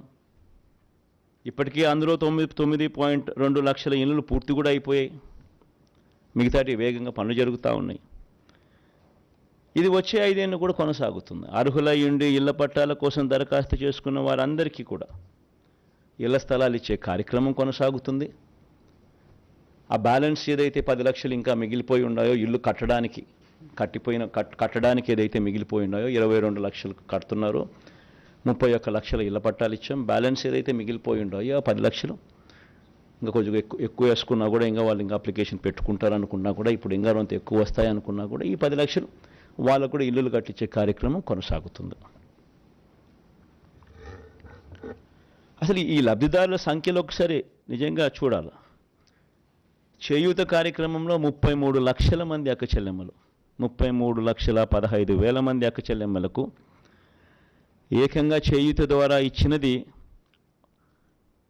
19,189 కోట్ల రూపాయలు. కాపు నేస్తం ద్వారా ఏకంగా 4,63,000 మంది అక్క చెల్లెమ్మలకు కాపు నేస్తం ద్వారా ఇచ్చింది 2,030 కోట్లు. వైఎస్ఆర్ ఈబీసీ నేస్తం ద్వారా 4,95,000 మందికి అక్క చెల్లెమ్మలకు ఇచ్చింది 18,777 కోట్ల రూపాయలు. జగనన్న అమ్మఒడి ద్వారా దాదాపుగా 53 లక్షల మంది తల్లులకు ఇచ్చినది 26,000 కోట్ల రూపాయలు. వైఎస్ఆర్ సున్నా వడ్డీ ద్వారా ఇచ్చినది 4,969 కోట్లు. వైఎస్ఆర్ ఆసరా ద్వారా మరో 79 లక్షల మంది అక్క చెల్లెమ్మలకు ఇచ్చింది 25,571 కోట్ల రూపాయలు. వైఎస్ఆర్ కళ్యాణమస్తు షాదీ తోఫా ద్వారా 56,000 మందికి ఇచ్చినది మరో 427 కోట్ల రూపాయలు.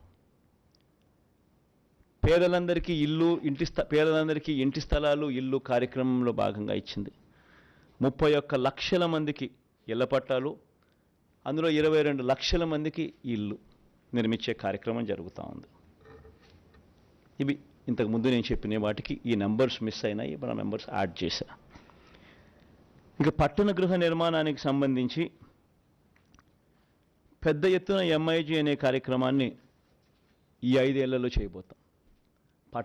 పట్టణాల్లో స్పెషలీ ఈ మిడిల్ ఇన్కమ్ గ్రూప్కు సంబంధించి దీనికోసం ప్రతి ఏటా 1,000 కోట్ల రూపాయలు కేటాయిస్తూ 2 సంవత్సరాలలో 2,000 కోట్ల రూపాయలు కేటాయిస్తూ ఎంఐజీ లేఅవుట్స్ను డెవలప్మెంట్ మీద ప్రత్యేక శ్రద్ధ పెట్టి వీటిని డెవలప్ చేసే కార్యక్రమం చేస్తాం. దీనివల్ల మిడిల్ ఇన్కమ్ గ్రూప్ ఎవరైతే పట్టణాల్లో ఉంటారో వాళ్లకు మార్కెట్ రేట్లు ఇచ్చి కొనుగోలు చేయాల్సిన అవసరం లేకుండా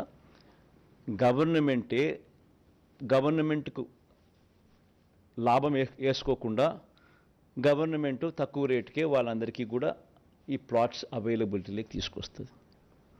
దీనివల్ల టౌన్స్లోనూ ఈ సిటీస్లోనూ ఇటువంటి చోట మిడిల్ ఇన్కమ్ గ్రూప్లో ఉన్న వాళ్ళందరికీ కూడా ఆథెంటిక్ డాక్యుమెంట్స్తో తక్కువ రేటుకు వీళ్ళందరికీ కూడా ఈ ఎంఐజీ లేఅవుట్స్లో పట్టాలు అవైలబుల్గా ఉంటాయి.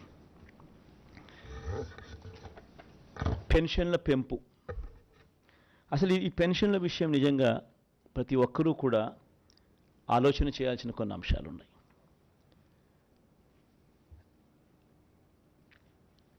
పెన్షన్లకు సంబంధించి మన ప్రభుత్వం అధికారంలోకి రాకమునుపు చంద్రబాబు గారి హయాంలో 4 సంవత్సరాల 10 నెలలు అంటే మార్చి 1 దాకా ఎన్నికలకు 2 నెలల ముందు వరకు పెన్షన్ ఎంత అంటే 1,000 రూపాయలు.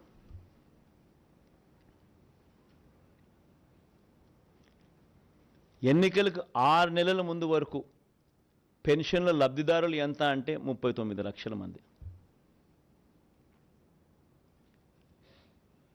ఈరోజు పెన్షన్ 66 లక్షల మందికి పెన్షన్. పెన్షన్ సొమ్ము 3,000 రూపాయల పెన్షన్ సొమ్ము. సంవత్సరానికి పెన్షన్ల కోసం ఖర్చు చేసేది 24,000 కోట్ల రూపాయలు.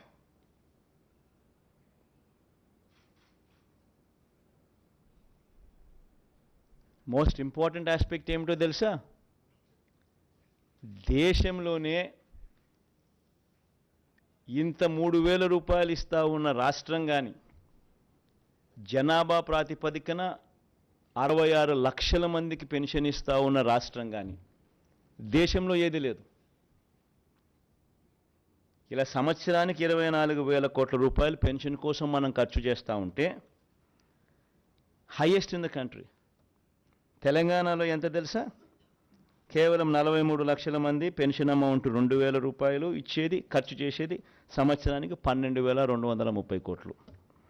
ఉత్తరప్రదేశ్లో పెన్షన్ అమౌంట్ 1000 ఇచ్చేది 80 లక్షల మందికి, ఖర్చు చేసేది 9,592 కోట్ల రూపాయలు. రాజస్థాన్లో పెన్షన్ సొమ్ము అమౌంట్ 750 ఇచ్చేది 90 లక్షల మందికి, వాళ్ళ జనాభా 8.31 కోట్లు. మన జనాభా 5.10 కోట్లు. 8,114 కోట్లు వాళ్ళ సంవత్సరానికి ఖర్చు. కేరళ వాళ్ళు ఇచ్చేది 1,600 ఇస్తున్నారు నెలకు, 48 లక్షల మందికి ఇస్తూ ఉన్నారు, 7,295 కోట్ల రూపాయలు.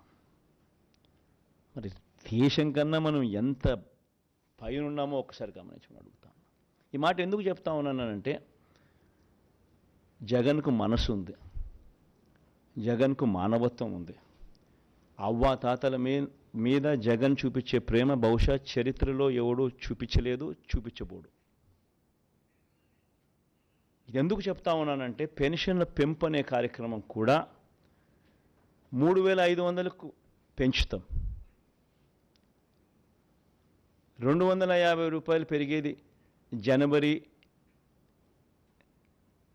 2028, ఇంకొక 250 రూపాయలు పెరిగేది జనవరి 2029. ఈ డేట్లతో సహా కూడా ఎందుకు చెప్తా ఉన్నాను అని అంటే, కల్ముషం లేదు నాలో, అబద్ధం చెప్పదలుచుకోలేదు, మోసం చేయదలుచుకోలేదు. రాష్ట్ర వనరులు సపోర్ట్ చేయాలి. సపోర్ట్ చేయగలిగినప్పుడే పెన్షన్లు మనం ఇవ్వగలుగుతాం, ఇంత సొమ్ము ఖర్చు చేయగలుగుతాం. లేకపోతే చేయని కూడా చేయలేం. 250 రూపాయలు పెరిగింది అని అంటే దాదాపుగా దాని కాస్ట్ 2,000 కోట్ల రూపాయలు పైచిలుకు పడుతుంది.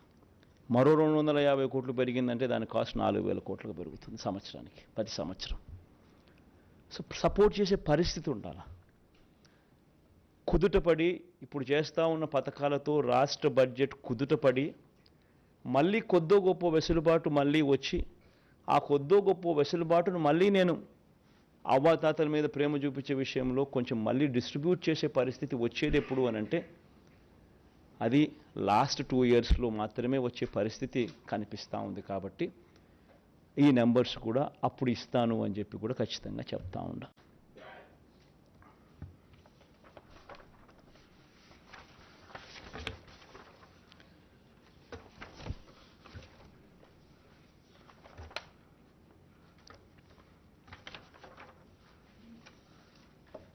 వ్యవసాయ రంగం, రైతన్నలకిచ్చే రైతు భరోసా సొమ్ము ఇప్పటికే మేనిఫెస్టోలో ఈ 2019లో మనం చెప్పిన మేనిఫెస్టోలో రైతన్నలకు 50,000 రూపాయలు ఇస్తాము 5 సంవత్సరాలలో అని చెప్పి రైతన్నలకు 67,500 ఇవ్వగలిగాం దేవుడి దయతో. 13,500 రైతు భరోసాగా ఇస్తూ, ఈసారి ఈ 13,500ను 16,000 రూపాయలకు పెంచి ఈ 5 సంవత్సరాలలో రైతన్నకు మరో 80,000 రూపాయలు ఇవ్వబోతా ఉన్నాం రైతు భరోసా అనే పథకం ద్వారా.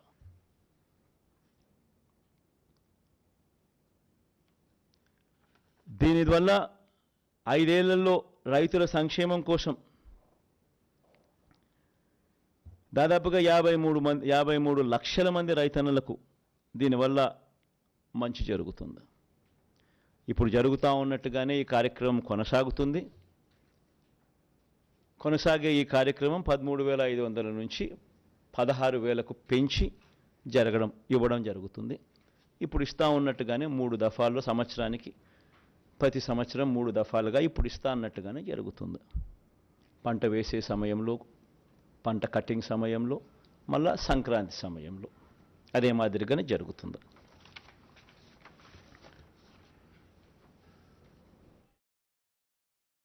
కూడా అవైలబుల్గా ఉండాలని ఆరాటపడతా. కాబట్టి మేనిఫెస్టో ఎప్పటికీ అవైలబుల్గా ఉంటుంది నెట్లో. ఎవరైనా కూడా ఇంకా డీటెయిల్స్లోకి పోయి చూసుకోవచ్చు. ఎందుకంటే చాలా ఉన్నాయి కాబట్టి, ఇప్పటికే చాలా టైం తీసుకున్నా కాబట్టి ఇంకా నేను చెప్పుకుంటూ పోతే ఇంకా చాలా ఉంటుంది కాబట్టి, వ్యవసాయం అనేది చాలా పెద్ద సబ్జెక్ట్ కాబట్టి ఇంపార్టెంట్ పాయింట్స్ మాత్రమే చెప్తున్నా. సిమిలర్లీ స్వయం ఉపాధిని ప్రోత్సహిస్తూ మత్స్యకార భరోసా ఇప్పుడు ఇస్తా అన్నట్టుగా కొనసాగుతుంది. ఇప్పటిదాకా మత్స్యకారులకు 50,000 ఇచ్చాం.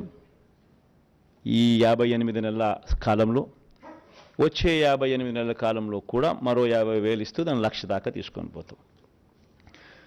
వాహన మిత్ర కింద సొంత ఆటో, సొంత టాక్సీ నడుపుకుంటా ఉన్న వాళ్లకు ఈ 58 నెలల కాలంలో ఇప్పటిదాకా 50,000 ఇచ్చాం. దీన్ని ఈ నెక్స్ట్ వచ్చే 5 ఏళ్ల కాలంలో కూడా మరో 50,000 ఇస్తూ దాన్ని 1,00,000 వరకు తీసుకొని పోతాం.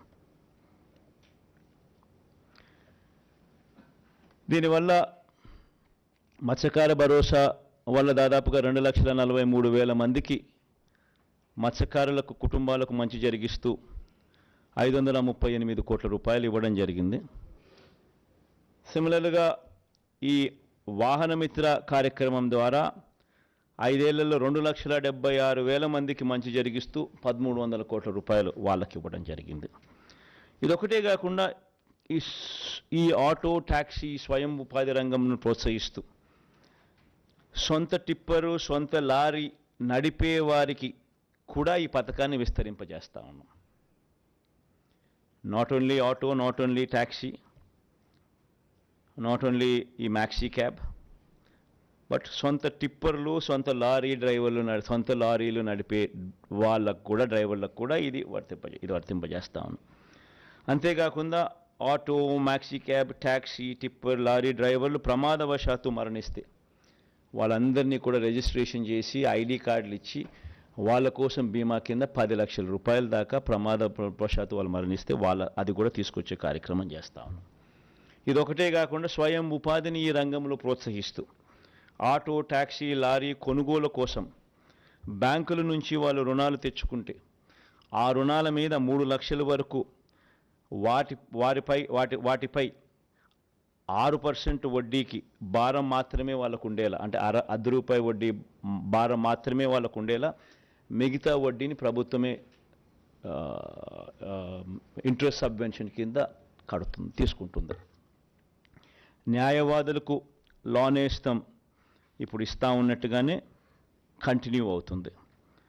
దాదాపుగా 5,781 మందికి 42 కోట్ల రూపాయలతో లోన్ నేస్తం కింద ఫస్ట్ 3 ఇయర్స్ ఆఫ్ వాళ్ళ సర్వీస్లో వాళ్ళను చేయబట్టుకుని నడిపించే కార్యక్రమం ప్రతి నెల 5,000 చొప్పున 6 నెలలకు 30,000 రూపాయలు ఇస్తూ చేయబట్టుకుని నడిపించే కార్యక్రమం కొనసాగుతుంది.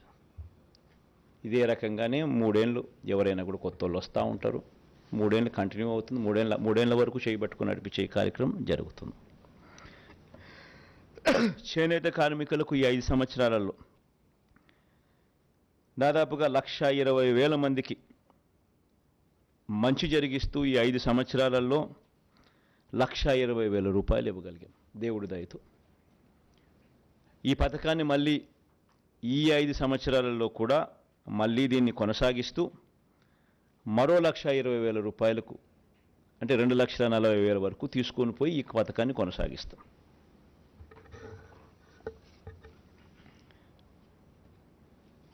మేనిఫెస్టోలో చెప్పకపోయినా ఈ చేనేత కార్మికులకు ఆప్కోకు గత ప్రభుత్వ బకాయిలు 103 కోట్లతో సహా 468 కోట్ల రూపాయలు ఇప్పటికే చెల్లించాం. పద్మశాలీలకు ప్రత్యేక కార్పొరేషన్ ఏర్పాటు కూడా ఇప్పటికే చేశాం. ఇవన్నీ కూడా కొనసాగుతాయి.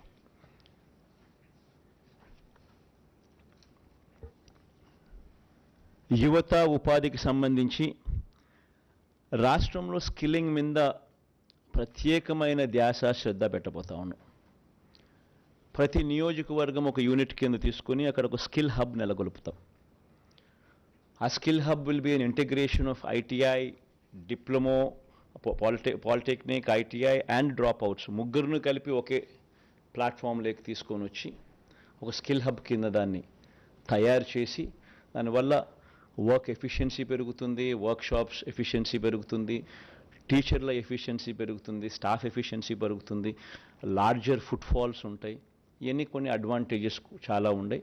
సో వీటికి సంబంధించిన అడుగులు ముందుకు వేస్తూ రాష్ట్రంలో 175 స్కిల్ హబ్స్, డిస్ట్రిక్ట్ హెడ్ క్వార్టర్స్లో 26 స్కిల్ డెవలప్మెంట్ కాలేజీలు, ఒక స్కిల్ యూనివర్సిటీ కూడా తిరుపతిలో పెట్టే కార్యక్రమం కూడా చేస్తాం. ఎందుకంటే ఈ యూనివర్సిటీ డైనమిక్గా కోర్సెస్ ఇవాల్వ్ చేస్తుంది, ఇండస్ట్రీని దీంట్లో భాగస్వామ్యం చేస్తుంది. భాగస్వామ్యాలు చేసి ఇండస్ట్రీని కలుపుకుంటూ వారి రిక్వైర్మెంట్స్ను దీంట్లోకి తీసుకొస్తూ డైనమిక్గా కోర్సులను వీళ్ళందరికీ కూడా ఇంపార్ట్ చేస్తుంది. ఈ స్కిల్ కాలేజెస్లో నెలకొల్పడమే కాకుండా ఇక్కడ సీటు తెచ్చుకొని ఇక్కడ ఎవరికైతే మనం ట్రైనింగ్ ఇస్తామో వీళ్ళకు పెయిడ్ ఇంటర్న్షిప్ కూడా ఇవ్వడం జరుగుతుంది. పిల్లలకు కూడా నెలకు 2,500 రూపాయల అబ్బాయిలకు, 3,000 రూపాయల దాకా అమ్మాయిలకు ఇక్కడ ఈ స్కిల్ హబ్స్ కానీ, స్కిల్ డెవలప్మెంట్ కాలేజీలు కానీ, ఈ స్కిల్ యూనివర్సిటీ ఇంటిగ్రేట్ చేసి ఇక్కడ ఈ ప్లేసెస్లో స్కిల్ని ఇంపార్ట్ చేసే కార్యక్రమం గొప్పగా అడుగులు పడతాయి. ఇంకా మేజర్ పాయింట్స్ మాత్రమే నేను చెప్తున్నాను. ఇంకా చాలా డీటెయిల్డ్గా ఉంది. ఇదన్నీ కూడా వెబ్సైట్ లేకపోతే ఇంకా డీటెయిల్గా కూడా చదవచ్చు. విద్యారంగంలో వచ్చే 5 ఏళ్ళు అమ్మఒడి, విద్యా దీవెన, వసతి దీవెన, విదేశీ విద్యా దీవెన ఇవన్నీ కొనసాగుతాయి. అన్ని ప్రభుత్వ బడులు రూపురేఖలు మార్చే మనబడి నాడు నేడు కార్యక్రమం కొనసాగుతుంది. అన్ని సంక్షేమ హాస్టళ్లు, అంగన్వాడీలు, గవర్నమెంట్ డిగ్రీ కాలేజీలు కూడా ఈ నాడు నేడు కార్యక్రమంలో భాగం చేస్తాం. 2025 నుంచి 1వ తరగతికి ఐబీ విద్యా విధానం, ఇలా ప్రతి ఏడాది ఒక క్లాస్ రూమ్ పెంచుకుంటూ 2035 నాటికి 10వ తరగతి విద్యార్థులకు ఐబీ రాష్ట్ర బోర్డులో జాయింట్ సర్టిఫికేషన్ కూడా ఇవ్వడం జరుగుతుంది. ఇప్పుడు కంటిన్యూ చేస్తూ ఉన్నట్టుగా టోఫుల్ క్లాసెస్ కూడా 3వ తరగతి నుంచి పిల్లలకు కంటిన్యూ అవుతాయి. 8వ తరగతి పిల్లలకు ప్రతి ఏటా ట్యాబులు ఇచ్చే కార్యక్రమం కూడా కొనసాగుతుంది. 18 యూనివర్సిటీల్లో కోర్టు కేసుల్లో పెండింగ్లో ఉన్న 3,295 అధ్యాపకుల పోస్టుల భర్తీ చేసే ప్రక్రియ కోర్టు కేసులను అధిగమించి మొదలెట్టాం. ఇప్పటికే దీన్ని త్వరితగతిన పూర్తి కూడా చేస్తాం. ఆల్రెడీ జరుగుతూ ఉన్నాయి, పూర్తి కూడా చేస్తాం. డిజిటల్ ఎడ్యుకేషన్లో విద్యారంగాన్ని మరింత బలోపేతం కూడా చేస్తూ అడుగులు వేస్తాం. వ్యవసాయం గురించి ఇంతకు ముందే చెప్పాం. ముఖ్యమైన పాయింట్లు ఆల్రెడీ చెప్పడం జరిగింది. వైద్య రంగానికి సంబంధించి ఆరోగ్యశ్రీని ఈసారి నెక్స్ట్ రాబోయే ఈ 5 ఇయర్స్లో హెల్త్ని ఇంకా సీరియస్గా తీసుకుంటాం. ఇప్పటికే ఆరోగ్యశ్రీని 25 లక్షల దాకా విస్తరించినాం. ప్రొసీజర్స్ను 1,050 నుంచి 3,300 ప్రొసీజర్స్కు ఆల్రెడీ పెంచడం జరిగింది. నెట్వర్క్ హాస్పిటల్స్ కూడా నెంబర్ బాగా పెంచడం జరిగింది. ప్రివెంటివ్ కేర్లో ఎప్పుడు చూడని అడుగులు కూడా పడ్డాయి. విలేజ్ క్లినిక్లు గ్రామ స్థాయిలో తీసుకొని రావడం, ఫ్యామిలీ డాక్టర్ కార్యక్రమం అనుసంధానం చేయడం, ఆరోగ్య సురక్ష, ఆరోగ్య ఆసరా 2 కూడా ఉపయోగపడడం, ఇవన్నీ కూడా జరుగుతూ వచ్చాయి. ఇంకా ఎక్కువ ధ్యాస దీని మీద పెట్టడం జరుగుతుంది. ఆల్రెడీ చెప్పా మా వాళ్ళతో, ప్రొసీజర్లను ఈసారి ఇంకా పెంచాలి అని చెప్పడం జరిగింది. నియామకాలు, స్పెషలిస్ట్ డాక్టర్ల కొరత దేశంలో గవర్నమెంట్ హాస్పిటల్స్లో 61% స్పెషలిస్ట్ డాక్టర్ల కొరత ఉంటే మన రాష్ట్రంలో స్పెషలిస్ట్ డాక్టర్ల కొరత కేవలం 3.95%. 54,000 పోస్టులు రిక్రూట్మెంట్ జరిగింది ఒక హెల్త్ రంగంలో. ఈ అడుగులన్నీ కూడా వేగంగా అలాగే ముందుకు పడతాయి. ఇప్పటికే 17 కొత్త మెడికల్ కాలేజీలు కడతా ఉన్నాం. అందులో 5 కొత్త మెడికల్ కాలేజ్ ఇప్పటికే నిర్మాణం పూర్తి చేసి అడ్మిషన్స్ కూడా తీసుకుంటున్నారు. మిగిలిన 12 మెడికల్ కాలేజీలు కూడా వేగంగా పూర్తి చేసి అడుగులు ముందుకు పడతాయి.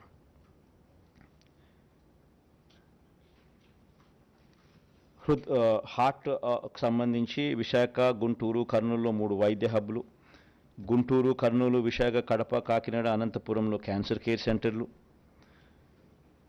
కొత్తగా 17 నర్సింగ్ కాలేజీలు, ఇవన్నీ కూడా అందుబాటులోకి వస్తాయి. ఎస్సీ ఎస్టీ సంక్షేమానికి సంబంధించి ఎస్సీలకు డీబీటీ ద్వారా ఈ 5 సంవత్సరాలలో ఇప్పటికే 45,412 కోట్ల రూపాయలు దేవుడి దయతో ఇవ్వగలిగాం. నాన్ డీబీటీ ద్వారా మరో 23,469 కోట్ల రూపాయలు ఇవ్వగలిగాం. ఎస్టీలకు డీబీటీ ద్వారా ఈ 5 ఏళ్లలో 13,389 కోట్లు ఇవ్వగలిగాం. నాన్ డీబీటీ ద్వారా మరో 5,963 కోట్ల రూపాయలు కూడా అందించగలిగాం. ఎప్పుడూ జరగని విధంగా ఎస్టీలకు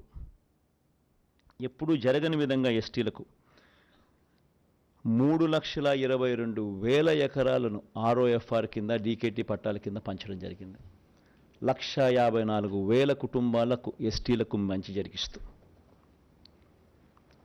ఎస్సీలకు 3 కార్పొరేషన్లు ఇప్పటికే పెట్టడం జరిగింది. సపరేట్గా అసైన్డ్ భూములపై శాశ్వత హక్కులు కల్పించడం జరిగింది. 500 మంది గిరిజన జనాభా ఉన్న ప్రతి తాండాను, ప్రతి గూడెంను పంచాయతీగా వర్గీకరిస్తూ 165 గ్రామ పంచాయతీలు కొత్తగా ఏర్పాటు చేయడం కూడా జరిగింది. 200 యూనిట్ల వరకు ఉచిత కరెంటు కూడా ఈ ఎస్సీ ఎస్టీ కాలనీలలో ఇవ్వడం కూడా జరిగింది. గిరిజన ప్రాంతంలోని 497 సచివాలయాలు, అన్ని ఉద్యోగాలు ఆ స్థానికులకి ఇవ్వడం కూడా జరిగింది. ఇంకా ఇలా చెప్పుకుంటూ పోతే వీళ్ళకి కూడా ఎస్సీ ఎస్టీలకు కూడా చాలా చాలా చాలా కనిపిస్తాయి. ఇవన్నీ చెప్పుకుంటూ పోతే టైం ఇంకా ఎక్కువ అవుతుంది కాబట్టి ఇవన్నీ కూడా నెట్లో అవైలబుల్గా మేనిఫెస్టో డౌన్లోడ్ అయి ఉంటుంది, అందరికీ కూడా కనిపిస్తుంది. ఒక కొత్తది తీసుకొచ్చేది ఏమిటి అని అంటే, మొత్తం జనాభాలో కనీసం 50% దళితులు ఉండి ఆ దళితుల జనాభా 500కు పైగా ఉన్న ఆవాసాలను ప్రత్యేక పంచాయతీలుగా ఏర్పాటు చేస్తాం. దిస్ వన్ న్యూ థింగ్, కొత్తగా చేయబోతా ఉన్నాం. మొత్తం జనాభాలో కనీసం 50% దళితులు ఉండి దళితుల జనాభా 500కు పైగా ఉన్న ఆవాసాలను ప్రత్యేక పంచాయతీలుగా ఏర్పాటు చేస్తాం.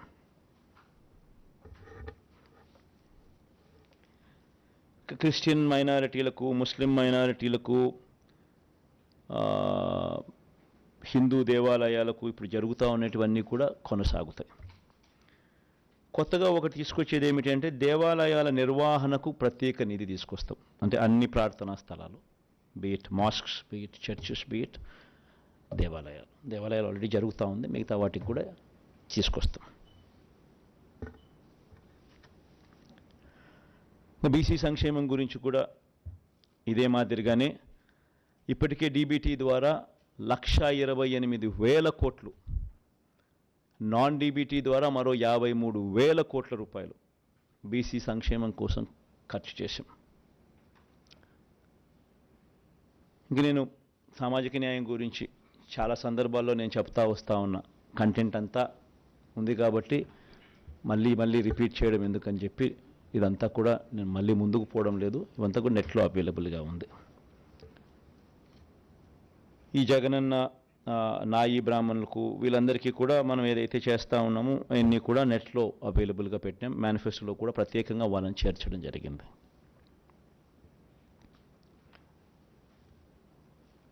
ముస్లిం మైనారిటీలకు కూడా మనం ఏం చేశాము అన్నది ప్రస్ఫుటంగా కనిపించే విధంగా మేనిఫెస్టోలో పెడుతూ నెట్లో కూడా డౌన్లోడ్ చేయడం జరిగింది. ఇవన్నీ కూడా డీటెయిల్గా కనిపిస్తాయి. కాపు సంక్షేమం కోసం కూడా ఈ 5 ఏళ్లలో 34,000 కోట్లు ఖర్చు చేయడం జరిగింది. వీటికి సంబంధించిన వివరాలు కూడా నెట్లో అవైలబుల్గా డౌన్లో పెట్టడం జరిగింది. ఇది కూడా కనిపిస్తాయి. ఓసీ సంక్షేమం కూడా అదే మాదిరిగా నెట్లో పెట్టడం జరిగింది. అవి కూడా కనిపిస్తాయి. కుల వృత్తిదారులు, చిరు వ్యాపారులకు సంబంధించి ఇక్కడ కూడా ఒక చిన్న చేంజ్ చేయబోతా ఉన్నాం. జగనన్న తోడు అనే ఈ కార్యక్రమం ద్వారా దాదాపుగా 16 లక్షల మందికి చిన్న చిన్న వ్యాపారాలు చేసుకునే వాళ్ళకు, ఫుట్పాత్ల మీద అమ్ముకునే వాళ్ళకు, తోపుడు బండ్ల మీద అమ్ముకునే వాళ్ళకు, ఇలాంటి వాళ్లకు 16 లక్షల మందికి 10,000 వరకు సున్నా వడ్డీకే వాళ్లకు రుణాలు అందించే కార్యక్రమం దాదాపుగా 3,373 కోట్ల రూపాయలు ఇచ్చి వాళ్ళ వడ్డీలు ప్రభుత్వమే కడుతూ సున్నా వడ్డీకే వారికి లోన్లు అందించే కార్యక్రమం చేస్తూ ఉంది. వాళ్ళు కరెక్ట్గా ప్రాంప్ట్గా కట్టేదానికి ప్రోత్సహిస్తూ, ప్రాంప్ట్గా వాళ్ళు కడితే దాన్ని 1,000 రూపాయలు పెంచుతూ 10,000 ప్రాంప్ట్గా కడితే మరుసటి సంవత్సరం 11,000 ఇచ్చేట్టుగా దాన్ని 13,000 దాకా తీసుకొని పోవడం జరిగింది. దాన్ని ఇప్పుడు మనం 15,000కు పెంచి 20,000 దాకా తీసుకొని పోతాం. ఇది ఒక పెద్ద డెవలప్మెంట్. ఎందుకంటే 16 లక్షల మందికి వర్కింగ్ క్యాపిటల్ రిక్వైర్మెంటు ఇంతకుముందు 10,000 ఉండేది, ఇప్పుడు 15,000 అవుతుంది. ప్రాంప్ట్గా కట్టడం మొదలు పెడితే ప్రతి సంవత్సరం 1,000 రూపాయల కింద పెంచుకుంటూ అది 20,000 దాకా పోతుంది. జగనన్న చేదోడు కింద నాయి బ్రాహ్మణులకు, షాపులున్న నాయి బ్రాహ్మణులకు, టైలర్లకు, రజకులకు ఏటా 10,000 ఇచ్చే ఈ కార్యక్రమం 5 ఏళ్లలో ఒక్కొక్కరికి 50,000 సహాయం అందించాం. ఇప్పటికే 3,38,000 మందికి 1,260 కోట్లు ఇచ్చాం. వచ్చే 5 ఏళ్ళు కూడా ఈ పథకం ఎలాగైనా కొనసాగుతుంది. చివరికి వచ్చేసాం, లాస్ట్ పేజ్కి వచ్చాం.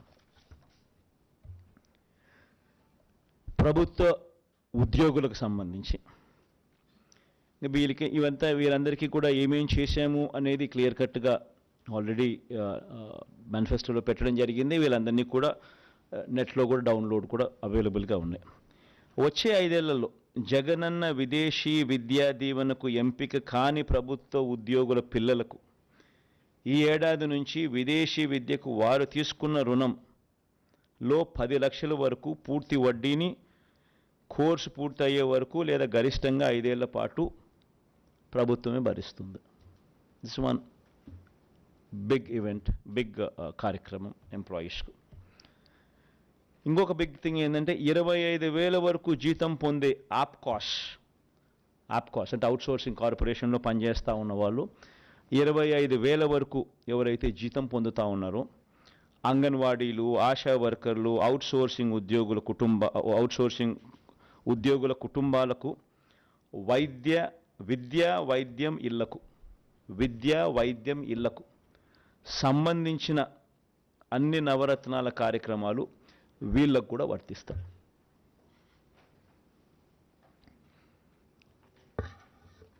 ఎందుకనంటే మన నవరత్నాల పథకాలన్నీ కూడా బీపీఎల్ అని అంటే 12,000 రూపాయల అప్పర్ సీలింగ్ అనేది పట్టణాల్లో, 10,000 అనేది గ్రామాల్లో అప్పర్ సీలింగ్. అంటే మనం రాకమునుపు బీపీఎల్ డెఫినేషన్ వాస్ 5,000 and 6,000. మనం వచ్చిన తర్వాత దాన్ని 10,000 and 12,000కు మార్చినాం. ఈరోజు దాదాపుగా బెనిఫిటెడ్ హౌస్ హోల్డ్స్ రాష్ట్రంలో దాదాపు 90%. ఈరోజు రాష్ట్రంలో ప్రతి ఇంటికి ఎవరికి ఇచ్చాం, ఎంత ఇచ్చాం, ఎవరికి ఎంత మేలు జరిగింది అనేది కూడా బటన్ నొక్కితే దొరికే విధంగా డేటాతో సహా ఇవ్వగలిగాం. ఎక్కడ లంచాలు లేకుండా, ఎక్కడ వివక్ష లేకుండా నేరుగా బటన్ నొక్కడం, నేరుగా వాళ్ళ కుటుంబాలకు వెళ్ళిపోవడం. Biggest transformation.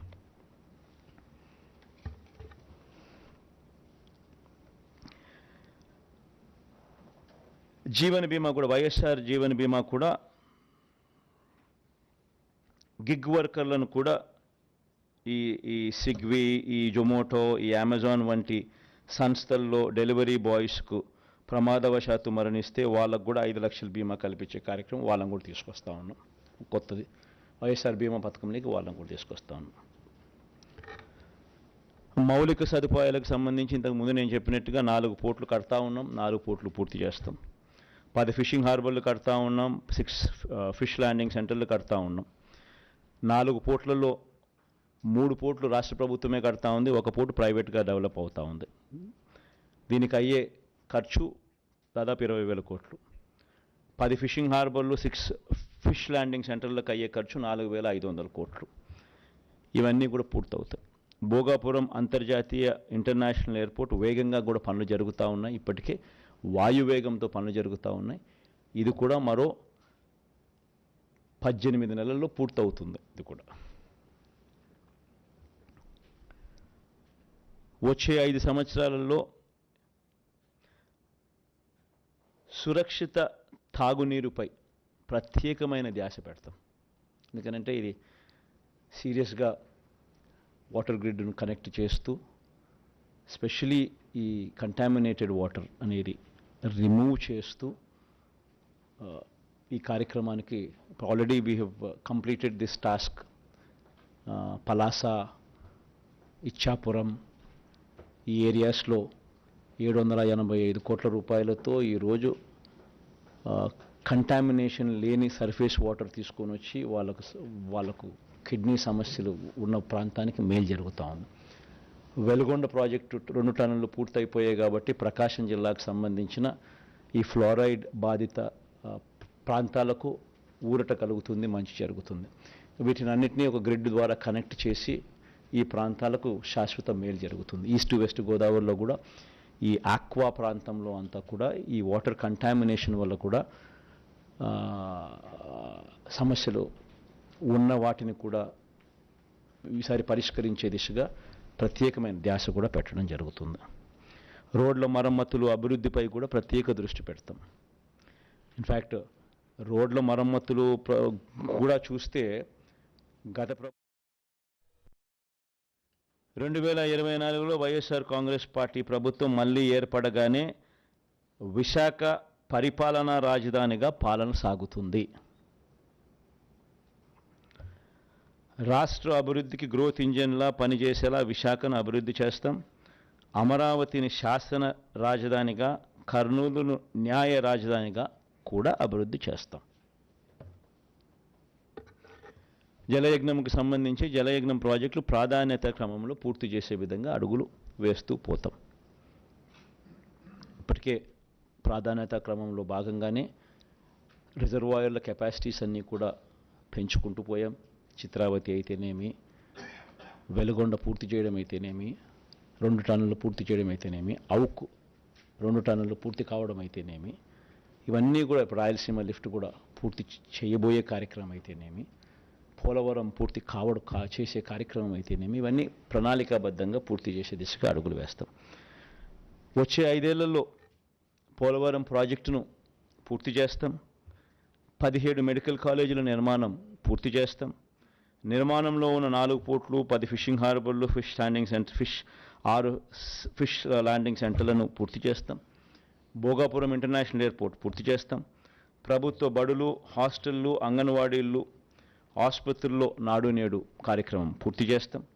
పేదలందరికీ ఇళ్ల స్థలాలు, మొదలుపెట్టిన ఇళ్ల నిర్మాణ విప్లవం పూర్తి చేస్తాం. భూముల రీసర్వే ఏదైతే జరుగుతూ ఉందో ఇప్పటికే 17,000 రెవెన్యూ పంచాయతీలకు గాను దాదాపుగా 6,000 రెవెన్యూ పంచాయతీలు ఇప్పటికీ పూర్తయింది. మిగిలినది కూడా పూర్తి చేస్తాం. భూముల రీసర్వే చేసే కార్యక్రమం. ఆక్వా యూనివర్సిటీ పూర్తి చేస్తాం. లా యూనివర్సిటీ కర్నూలులో పూర్తి చేస్తాం. డాక్టర్ అబ్దుల్ హక్ యూనివర్సిటీ కూడా పూర్తి చేస్తాం. గిరిజన ఇంజనీరింగ్ కాలేజు, గిరిజన యూనివర్సిటీ ఈ 2 కూడా పనులు వేగంగా జరుగుతాయి. ఇవి కూడా పూర్తి చేస్తాం. ఇప్పటికే మొదలుపెట్టిన అగ్రి టెస్టింగ్ ల్యాబులు, కోల్డ్ స్టోరేజ్లు, గోడౌన్లు, ఫుడ్ ప్రాసెసింగ్ సెంటర్లు ఇవి కూడా పూర్తవుతాయి. ఎడెక్స్ ద్వారా మరిన్ని ఆన్లైన్ వర్టికల్స్ ప్రపంచ ప్రఖ్యాత యూనివర్సిటీలతో వారి చేత సర్టిఫికెట్లు ఇస్తూ కోర్సెస్ ఏదైతే డిగ్రీలో అనుసంధానం చేసే కార్యక్రమం జరుగుతూ ఉందో దాన్ని మరింత ముందుకు తీసుకొని పోతాం. ఇప్పటికే ఉన్న ఇంగ్లీష్ మీడియంతో పాటు ఏటా 1 తరగతికి ఐబీ సిలబస్ను అమలు చేసుకుంటూ పోతాం.